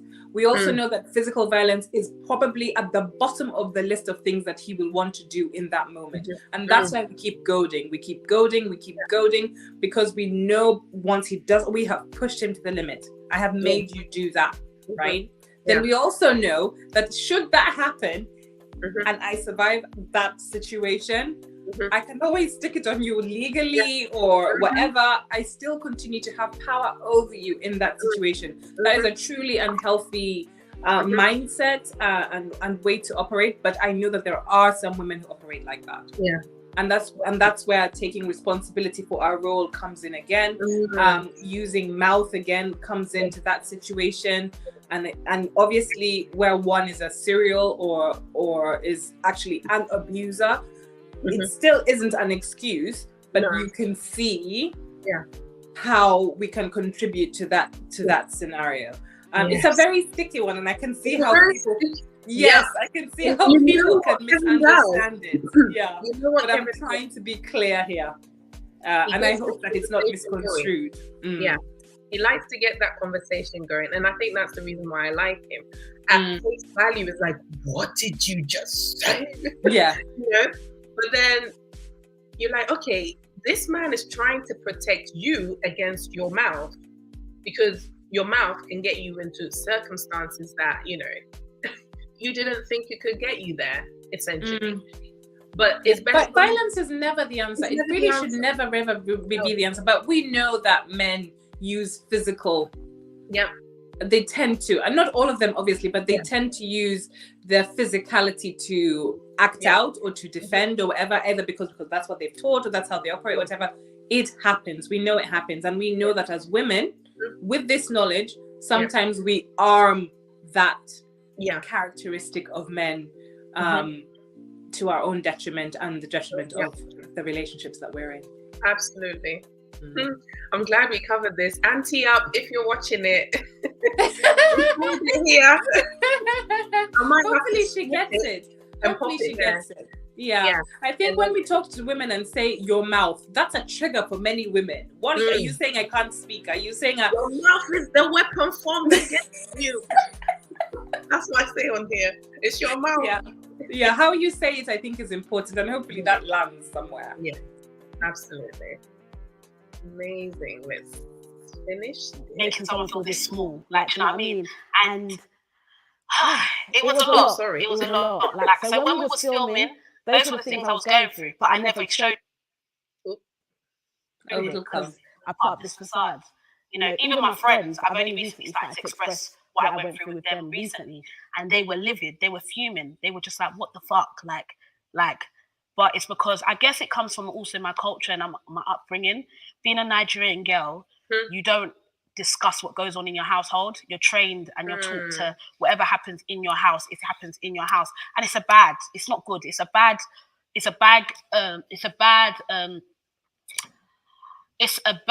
what's the word I want to use? It's a bad mindset to have, like living in that abuse and staying silent. It's not good. Do you know what I mean? Because it's almost like you're allowing it, and it consistently persists, and it's almost like there's no end to it. So I feel like, it's only when I got the strength and I got to a point where I thought enough is enough. You know, I also have a daughter. Yeah, I was gonna say, like, him hitting you and your daughter's in the same house. Yeah. Well, she goes to her father sometimes. Okay. So, There's the answer. Yeah. But again, she's not. If we're arguing, she's not deaf and hearing what's going on. And I think those were the things that made me realize that, Esther, what the hell are you doing? Like, and I also believe this is why I don't like to put. You see the pressures that I'm going to say our culture, being a Nigerian woman, puts on you as a woman. It can sometimes put you in relationships or situationships which are toxic and not good. And when I say the pressure, I'm talking about the pressure of, you know, getting married by a certain age, having children by a certain age. It forces you into a box where you kind of just start accepting rubbish where you shouldn't accept it. Do you understand? And I got to a point where I thought, I have thousands of girls that look up to me, my daughter being one of them. I have thousands of women that look up to me as a single parent. How can I be allowing this person, this human, to be taking advantage of me like this? Do you know what I mean? From financially to physically to emotionally, making me believe certain things when it wasn't really happening. Do you understand? And even as strong as I say I am, I'm also weak because I allowed it to happen. Right. Do you understand? But it was me going through that weakness that made me find my strength and realize that, Esther. But he's a pro at what he does, darling. Pro. And it was also having phone calls. Like I've spoken to multiple women who have told me they've put their hands on. He's put his hands on them. I've spoken to multiple women that say he owes them money. Can you come and can you speak to him? Do you know what I mean? It's got to that point. And I think my final straw, even after the relationship was done, because we broke up almost 2 years now, to end of 2019, going in 2020. I didn't want to speak on it. I said I would never speak on it. I would leave it as it is. Like whatever happens, let the dust throw it. Like I wish I leave him to God. Only God can judge that person. But then what happened was I got a phone call from my girl Ariette, and Ariette was like to me, "Yo, Esther, like I've heard A, B, and C. Is this true?" And I felt I could even lie at this point and say, Was it about you? It wasn't about me, it was about another woman at that current time. Wow. Okay. So this is after me. So this was happened like last year. So 2020 was about mid 2020. And at that current time, she was just like to me, is this true? I've heard A, B, and C. These people have contacted me. Is this true? And I felt, you know what? This is the time for me to just speak on it and say, yes, it is true. He did this, he did that. And, you know, she was just like, at that point, she was on a podcast with him and she felt that I'm no longer working with him. I don't want to have nothing to do with him. And I think after speaking to her and even just, because I was happy to kind of live my life and just kind of ignore him, his existence, and continue on, even though we're kind of in the same industry, I was happy to continue on and just, if he's there, I would just continue on and mind my business. But I felt like silence can be more damaging than you speaking out. Yeah. And the fact that after me, you haven't learned and you still persisted to go and, you know, do more and hurt women. And something that Ariette said to me is the person in question that he owes money to now, I don't know if it's now anymore, but this was last year.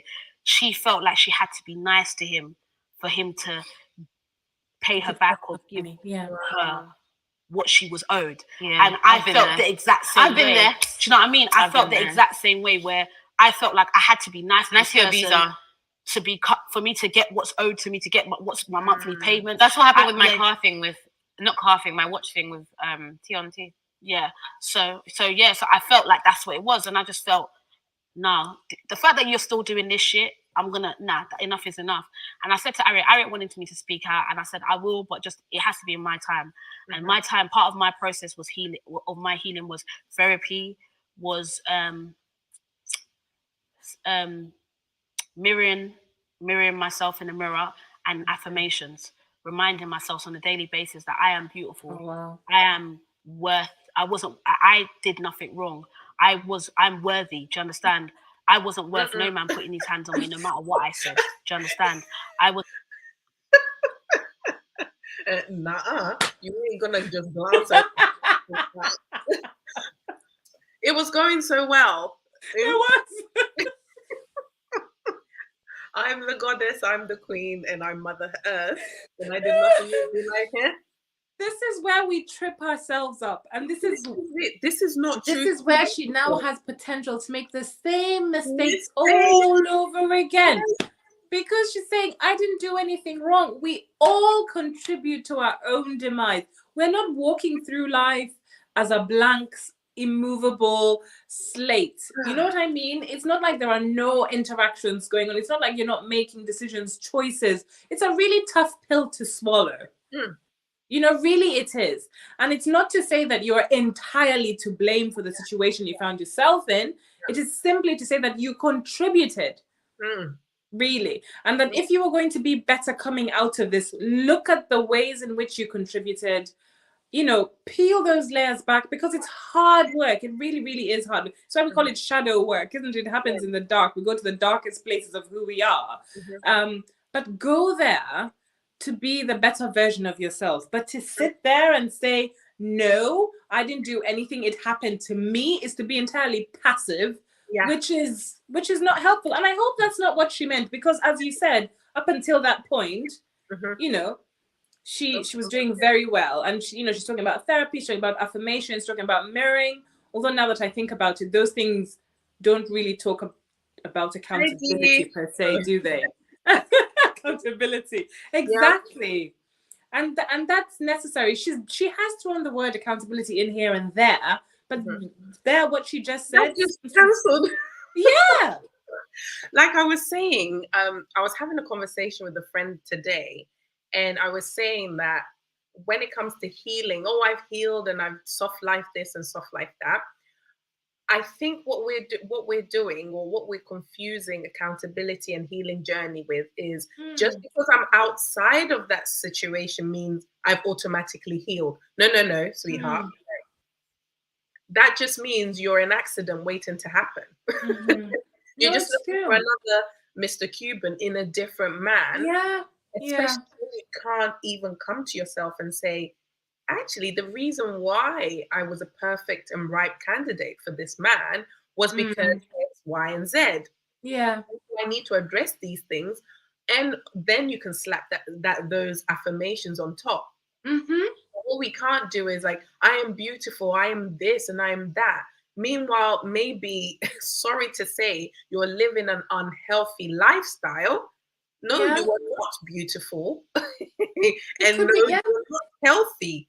So slapping on some affirmations, I gave this kind of analogy where it's like you've got a gaping wound here, and you're like, I don't mind, you know, a bit of blood just oozing out. Let's just slap some plasters on top. Yeah. No, it's not just going to automatically heal the wound. No. It's just going to infect the wound. And I think that's what this new age affirmation thing, like just self-help and self-love and all of this. Yes, we're forgetting the harder parts. You know, and I can say this because I'm still going through this. You know, for me the trigger was the separation end of my marriage.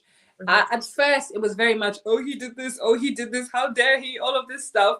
And then therapy, and I thank God for my therapist, because she never mollycoddled me. At no point did she was like, oh, Emily, he was bad or whatever. He's like, so this happened, Sheebs. This happened, Emily. He did this. What did you do? Right. Why did you do that? You know, how did you get there? And then that happened. Then what did you do after that? Do you see how that could be a problem? Yeah. You know, let's unpack that. Why did you think that was and she's, even when I'm not seeing her, those tools are still with me. So even now in my interactions with other people, I can see where I am going wrong. Right. And it's up to me to choose, once I've made this realization, whether or not I'm going to carry on. And the consequence is therefore mine to bear. You know, I cannot put that on anybody else. And obviously it's an interaction. So if somebody takes advantage of that, and I see that they're taking advantage of that, I should be able to say, yeah, you opened that door, didn't you? Oh yeah. Now you will feel my wrath. Yes. Exactly. So I really, really hope she didn't mean that. Yeah. Yeah. This is what I'm saying, like when I put a lot of responsibility on people who claim to have healed, because I know I'm on that journey, and I know that sometimes when I'm outside of myself looking in, I'm like, Jemima, you're still doing this? Yes. But at least I know I'm aware, you know. There's so much responsibility on the person who has healed or is healing or has had therapy. Yeah. Because you need to serve as an example of the pros of therapy. So if I'm looking at you who have had therapy and are on this healing journey, and I do not get any compassion, forgiveness, softness, pleasantness from you, I beg to differ that your therapist did anything there. What you went to there was vent. What you went to go and do this, just dump and just exchange air. They were not able to help you or equip you with any tools for you to actually live a healthy life. Yeah. You know, because you have to understand that people have differing opinions or way of life. So that should automatically make you want to be more empathetic, you know, to people or more understanding to people. And one thing you won't be doing is, well, I was perfect and there was nothing wrong with me. You know, the minute you say that, you've literally cancelled out every session. Yeah, because it's like, okay, then why are we here? Yeah. How did all of this happen if, you know, you were just this innocent bystander? Yeah, I really hope she didn't quite mean that. And to be fair, this is quite some time ago as well, isn't it? Oh, yeah. Maybe time has passed and things are better, but no, that had me right away. I was like, no, we don't do that. We don't do, as people in therapy, as recovering whatever, as humans, as recovering humans, as growing humans, we don't say that. We're never perfect in any, you know, interaction with a fellow human. Yeah. Oh gosh. Yeah, I knew that would get you as well. I was like, yep. Wasn't worth no man emotionally abusing me and saying I was this and that. There was a time that I picked him up late from somewhere and I just done my hair, it was orange. And he looked at me and said, is this why you're fucking late for picking me up? For this fucking hair, you look ugly, it's ugly. Do you know what I mean? Those were the kind of things that he used to say. And I used to think, like, what the fuck? Like, what the fuck? Do you know what I mean? I was living with you, crazy. I don't know if you know a girl called, it starts with B. You must do, because she's quite vocal about him. Not publicly, but DMs. I know she's reached out to a few people, but she said so this is that what I know he dated a few girls probably at the same time, but she says that her time was during your year, and she says that I don't know the full story, but she made me watch her story one time. It was a private story and it was really alarming. And she had videos of her in the park basically saying goodbye. And she basically said she wanted to kill herself. And this is all over this guy.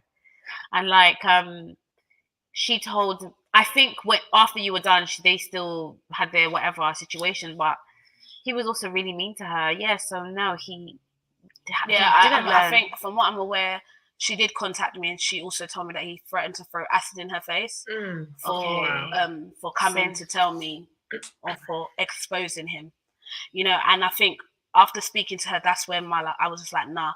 I literally contacted every platform that I knew he was on, and I just basically started telling them that, yo, you can't have him on your platform anymore. From Castillo's platform to the Two Grown Podcasts platform. So you did that? Yes. Oh, girl. She's so cute. So I just thought at this point in time, you're not gonna swing your way through the culture, swing your way through this our community. I'll call it, because we are a community, and no matter how we look at it, like this, we have a culture. The UK is a community of Black culture in terms of, you know, influencers, musicians. We are part of a movement, and I'm not going to allow you to come and inject yourself and move through things and then be making threats to women, and no one's going to hold you accountable for it. And I know what would hurt him the most would be to take him to have him off of these social media platforms, because one of the things that he was always trying to do was create this facade to people that he was this good guy, like all the time. That's why he wanted to be on these platforms. But I said, nah. When I heard about that, I just said, nah, you're not going to do that. You're not going to do that. And, you know, I have no regrets. You know, a lot of people say to me, are you not scared? I'm not scared, because I walk by God. I walk in faith. And, you know, ain't no man that's going to think it's like, no man today that's going to put his hands on me. But there's nothing you can do, because you've got your boyfriend, you've got your friends. I don't have male friends. I would be shook if I saw him. Because no one would back me. I feel like I think no man's gonna watch him put his hands on you and just stand by and let it happen regardless.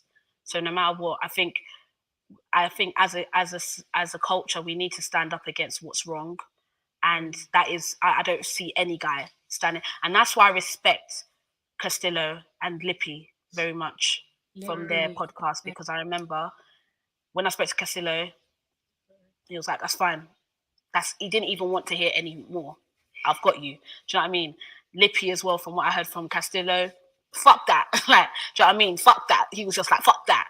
And you've got to remember, these are men who also have daughters. These are men who also have sisters. These are men who also have mothers. And for anyone to condone it, do you know what I mean? You see, when we talk about cancel culture or cancelling someone, he's someone that does need to be cancelled and shouldn't be on any platform, or shouldn't even be allowed to, you know, unless you're coming on a platform to say, this is what I did abuse these women. I was you know, abusive. I was financially abusive to women, emotionally abusive to women, mentally abusive to women. If you're going to come up and take accountability, then people are willing to listen to you and hear you, and then also then talk to us about the next steps on getting you the right help or getting yourself the right help, because clearly he himself has got his own demons that he's fighting, which he projects onto other people, which is why he thinks it's okay to do these things to women. Like, I can count, if I was to count all the women, we are more than 10 people.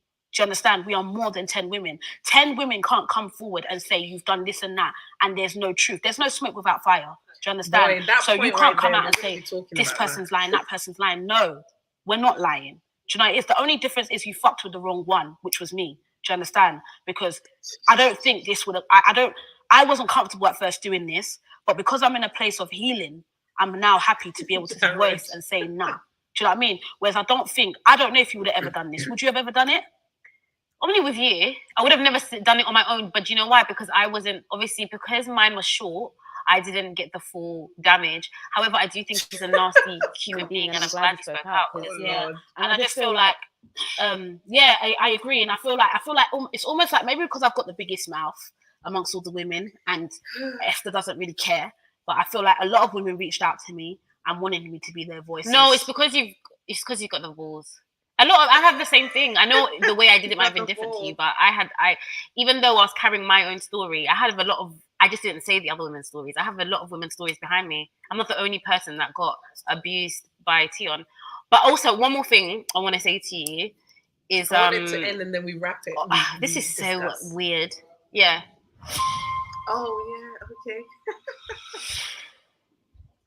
What the fuck? Are you gonna sit here? Okay, yeah, it's ending. Okay. So we can. Yep. Okay. Let us go. That is good. There was something, before I forget, Jemima, there's something Esther said about culture, African culture and women, and the pressure to either be married or mothers or whatever. That's quite a powerful point, I feel. And one of the drivers for this behavior amongst you know, young Black women, and maybe it's not even just African culture. It is just something. It's pervasive across, you know, modern culture, whether it's Western or African, that somehow there are time limits to when you should be in these places, and depending on how much support you have, either at home or how strong you are as a person, it can potentially lead you down this path. When we were speaking earlier and you were asking why do they stay, it could be that one of the factors is somewhere in the back of their minds, you know, there's a woman thinking, well, I'm almost 30, you know, could he be the one with whom I build my family, my legacy, etc., etc. And it is enough of a pressure for one to think, let me just try, you know, let me just try. He's done this, but let's get past this. Let me just try. So that is maybe one of the, you know, the things, one of the answers to the question, why do they stay even when it is not a marriage? It's because, like I was trying to say, marriage is perhaps one of the goals, and it is such a desirable or desired goal that they will put up with any number of things. Yeah, I know Jared put that question there. You know, I think we slightly touched upon it earlier on in the live stream, isn't it? Why we stay in these negative situations. It's not an excuse. It's not a it's just like trying to understand. Yeah, trying to understand why these women, you know, continue to pick these men. And I think as two things. So we'll touch on the African culture and pressures and stuff. I think there's two parts. Okay, there's the side where the family, the culture is pressuring us, and also in reality understanding that there is a clock. That isn't a society thing, and I think when we understand the two things, we can be aware that, we're not going to take the pressure from family or whatever it is, but we still have the understanding that if we still and dally, we only hurt ourselves. And I think that's what, as women, we need to understand that, there's that societal pressure and the cultural pressure and all of the above, but do we ourselves understand our biological mechanics? You know, there is some kind of timeline, and that's not necessarily society or anything pushing you to these things. Obviously, this is all under the assumption that you want to be married and have kids at a certain time frame, you know. So if we're having that conversation, I think it's always best for us to be aware that there are these pressures, but also outside of that, there's an internal clock. And you can pick it up with God if you're not happy about it, isn't it? But I don't know. What do you have to say about that? Because I know it can be quite tricky.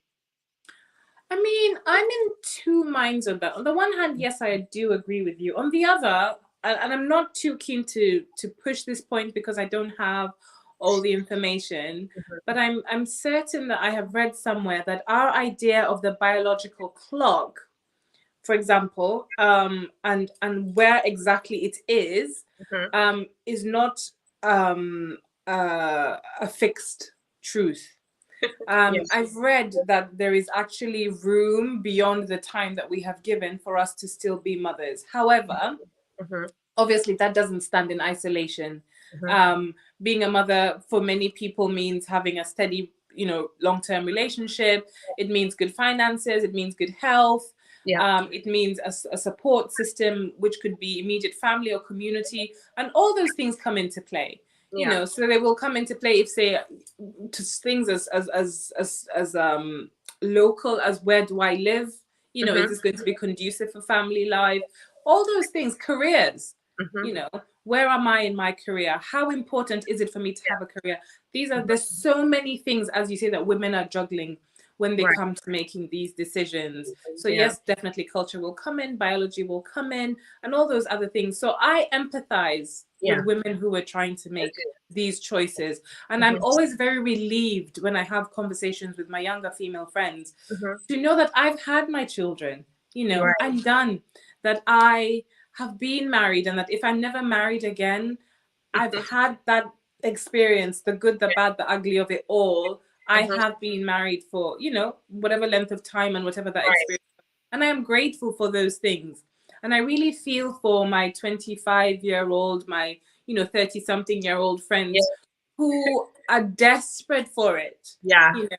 And are desperate and working through all these things, because there are no easy answers, especially in this modern time that we are in. Yeah. A friend of mine, a male friend of mine, and I have this almost constant back and forth about where we have gone wrong as women, or where we've allowed society to mislead us. One thing that he says to me time and again is that your career is not that important if really what you want to be is a mother and a wife. Lord Jesus, this is what I've been telling women. Like, these work in tandem, and it seems when it comes to Black women, all of a sudden we have to do them one at a time. But then once we get to the relationship and the marriage side of things, we have no skills. None whatsoever. And the picture that he paints for me, it's I mean, like I say, it's a constant back and forth, because I push back for various reasons, but he also comes back with his points. But one of the things is, society has taught us, even our mothers and fathers have taught us, to invest in careers. So this is the message we get as women. We invest in our careers from the time we're in kindergarten. What do you want to be? Our toys are, are you going to be the doctor? Are you going to be, or the kitchen might be there, but very soon the kitchen falls back to the wayside. When you tell your mom or your aunties or your friends that you want to be a mom in school, it's like, really? When you aspire to be an astronaut? Why? What was the suffragette movement for? What is feminism for when you're saying that you want to be a mom and a wife?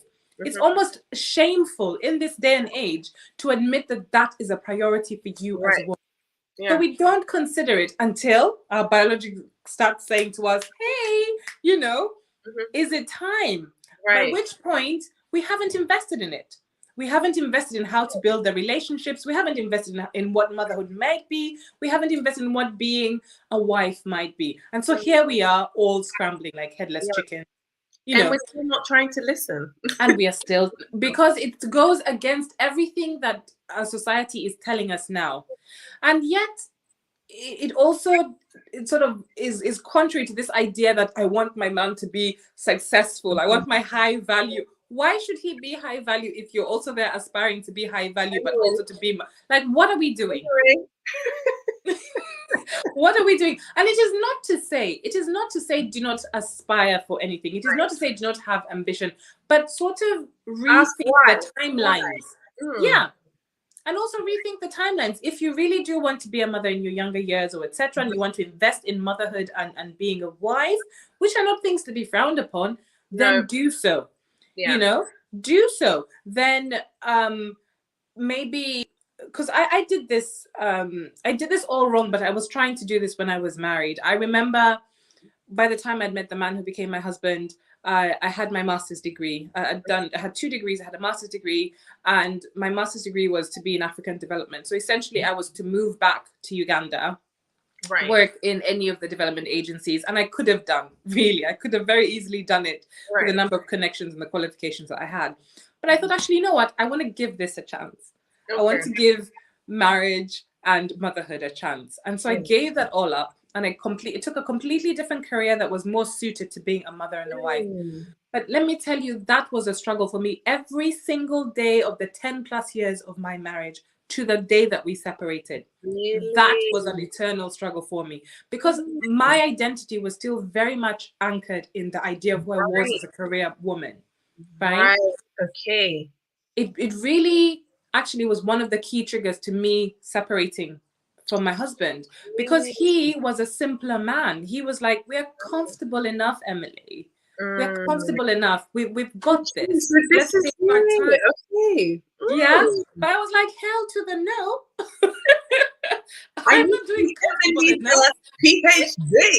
Yes. And beyond. And I can look back now and laugh, but then it was such a struggle. And when I say every single day, it was a struggle. I even went to law school when my youngest child was 3 years old, because I could see the trajectory that he was on was more of a plateau, whilst mine was one of ascension.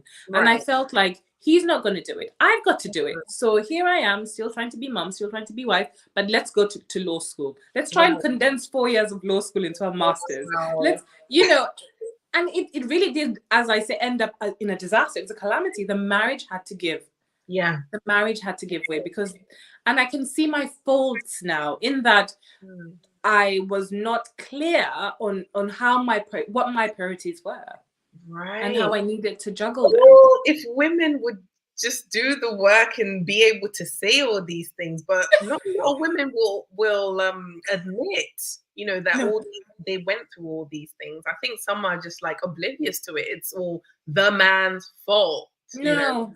Yeah. He was who he was, you know, and when I was talking about have the conversations earlier when you know somewhere, that was one of the things that was obvious but I ignored. He was never going to be an ambitious man. No. He made it clear from day one. But I was in love. It's okay. I'll be ambitious for you.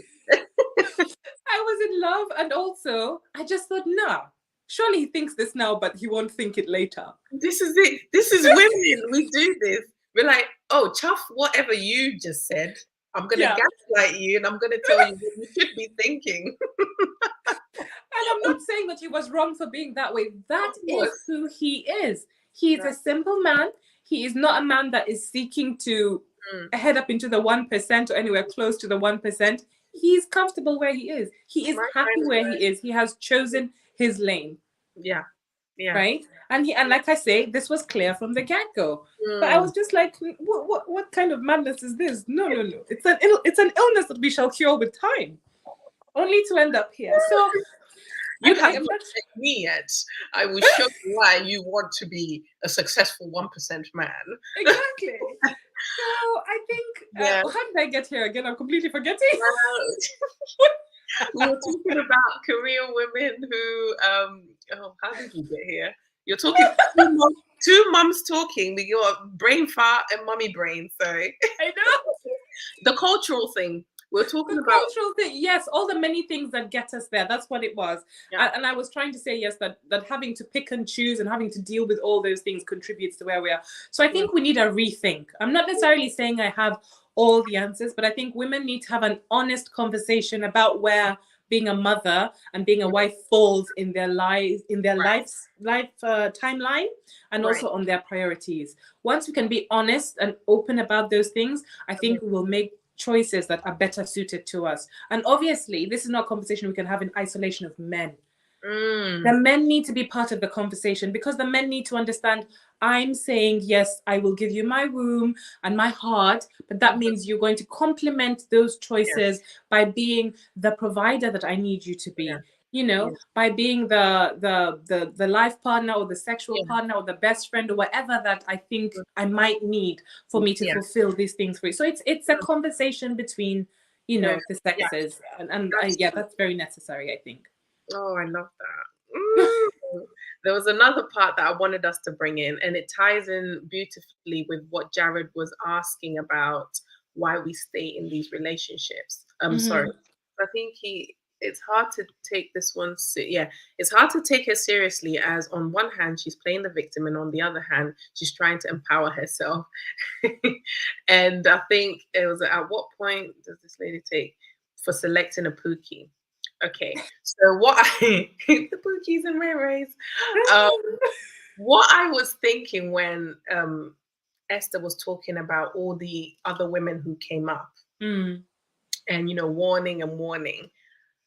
There's an imbalance. There's one man, and there's 18 women. That's why I talk to the women, because without you 18 women, there's only one man. We are the majority making the most mistakes here, right? Because this man, we have already accepted that he is a wrong un, okay? And he hasn't displayed any qualities to say, hey, I'm trying to do something different. Right. But we're choosing him. We're still choosing them. And we're choosing them in the masses.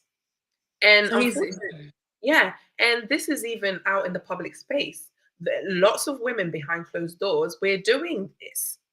You know, we hear these all like red flags and all of that, but we're still picking these men. We are the majority. That's why I talk so much on this channel, and I'm always sticking it on the women, because I think we do the disservice to ourselves, you know, and it hurts us the most, because Mark can just do a 180 tomorrow. He will still get a woman. Yeah. That's the sad thing. But then until women, we can do something different and understand that some men are comfortable being who they want to be, it's up to us to do different so we can attract and obtain something else. It's up to us if we want different, or else we just need to keep quiet. That's an interesting one. That's a very interesting one. But I take the point that he is a certified villain. For want of a different descriptor, and yet here we are picking him en masse. Why? Yeah, I take that question. I do. This is it. Why are we doing? What's it? Stop lowering, Renji. Stop lowering. What? Stop lowering our standards. So from the man's perspective or from the woman's perspective? Perhaps from the woman's, because we're taking anything. We're taking a man who's abusing us emotionally, financially, physically, and still saying that we will have him. I'll have that one. I'll pick that one out of the pile. We're transformers. I used to call myself a certified transformer. Come, I need a project. But now literally you're like, oh, my head hurts. No. Bye. Yeah. Okay, no, you're talking about it's sad. Okay. It's sad. I wonder if there is also a numbers game to take into account here. Someone said to me once that he read a report that said that there were so many more men than women that at some point the men would stop trying because the women would always be there. And I'm going to ask him for this report. Yes, I'm going to ask him for this report. I think he said it was from 2019 or something like that. Okay. Or maybe even earlier. But there's definitely room here for a conversation between the two sides, and for us, I feel some kind of way about calling women up all the time. I know women need to do better, but it's never in isolation of the issues that they are faced with. I think that's something that we should emphasize, that even though we do have to do better as women, there is definitely still a recognition and an empathy for the hurdles that we have to overcome to do, to get to this place where we're even considering doing better for ourselves. Yeah, definitely. Oh no, absolutely. I definitely agree with that, to be fair. And there is a lot of work to do. And I think in my mind, the reason why I just glance over it so quickly is because I've got different camps in my head, okay? Men who don't want to change. We're not talking about them. In my mind, I'm just focused on the men who have done the work and are looking for suitable women, but can't. Yes. And then, so that's the men. And then for the women, I'm speaking to the woman who wants that man who has done the work and is searching for her, but she may be in her own way. Right, I see. And needs to get out of her own way so that she can match with that one. So I'm not speaking to the women who are like, I'm not in my own way. I'm a 10 out of 10. I'm the table. I'm a 10. I'm a 10. Where's Bobby? Bobby used to be here. Like he's like I think it was Bobby. He's like the way he said, I'm a 10. I was like, but that's like my fake American accent. I love it. I'm a 10. Oh gosh, yeah. We just start saying that everywhere. I might have a t-shirt that says I'm a 10. I know, we need to do that. Oh, this has been nice. Guys, thank you so much for coming. Yes, thank you for having me. It's been fantastic, and I am looking forward to the other ones. I'm looking forward to the responses, the engagement. I really want to know what people think of what we've shared, and really what their positions are too. I think this is going to be a great conversation started, because I think we've touched on quite a lot of things today. Yeah. And I didn't even think we'd be able to talk about that much in this episode, because I know tomorrow's one. Guys, make sure you come tomorrow at 8 p.m. Yeah, we are dissecting part 2, and that was peak. Oof. Yeah. It was. Yeah, we're going to have a lot to talk about tomorrow, and on Wednesday we're going to be breaking down each of the characters. Well, not characters, as you know. Oh gosh, characters displayed. There we go, characters displayed. The behavior and all that good stuff, because I know there you know, there are a lot of things that we as women, we can see ourselves in, you know, some of these characters, and how are we in our own ways, essentially, you know, stopping ourselves from getting the outcomes that we say we want because of the way we are coming across, you know. And then on Thursday we're going to be talking about why we haven't heard from the men. You know, there's so many podcasts. Why are the men not talking, please? Yeah. And I think there is a broader conversation there, not just the podcasters. Yes, the podcasters are not speaking up, but generally, why aren't we hearing from men as well?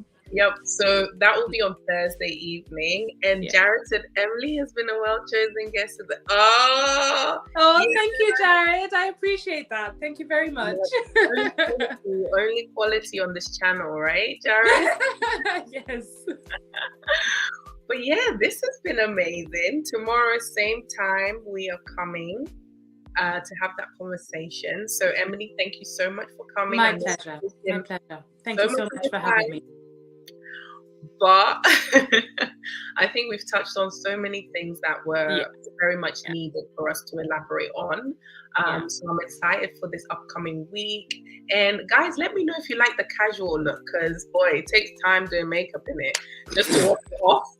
I was like, just put the glasses on, put Lizzie on, look half decent. Sometimes it's all you can manage. Oh gosh. So yeah. Until next time, guys. Bye-bye. God bless. Bye. See you Bye. soon. Thank you so much, darling.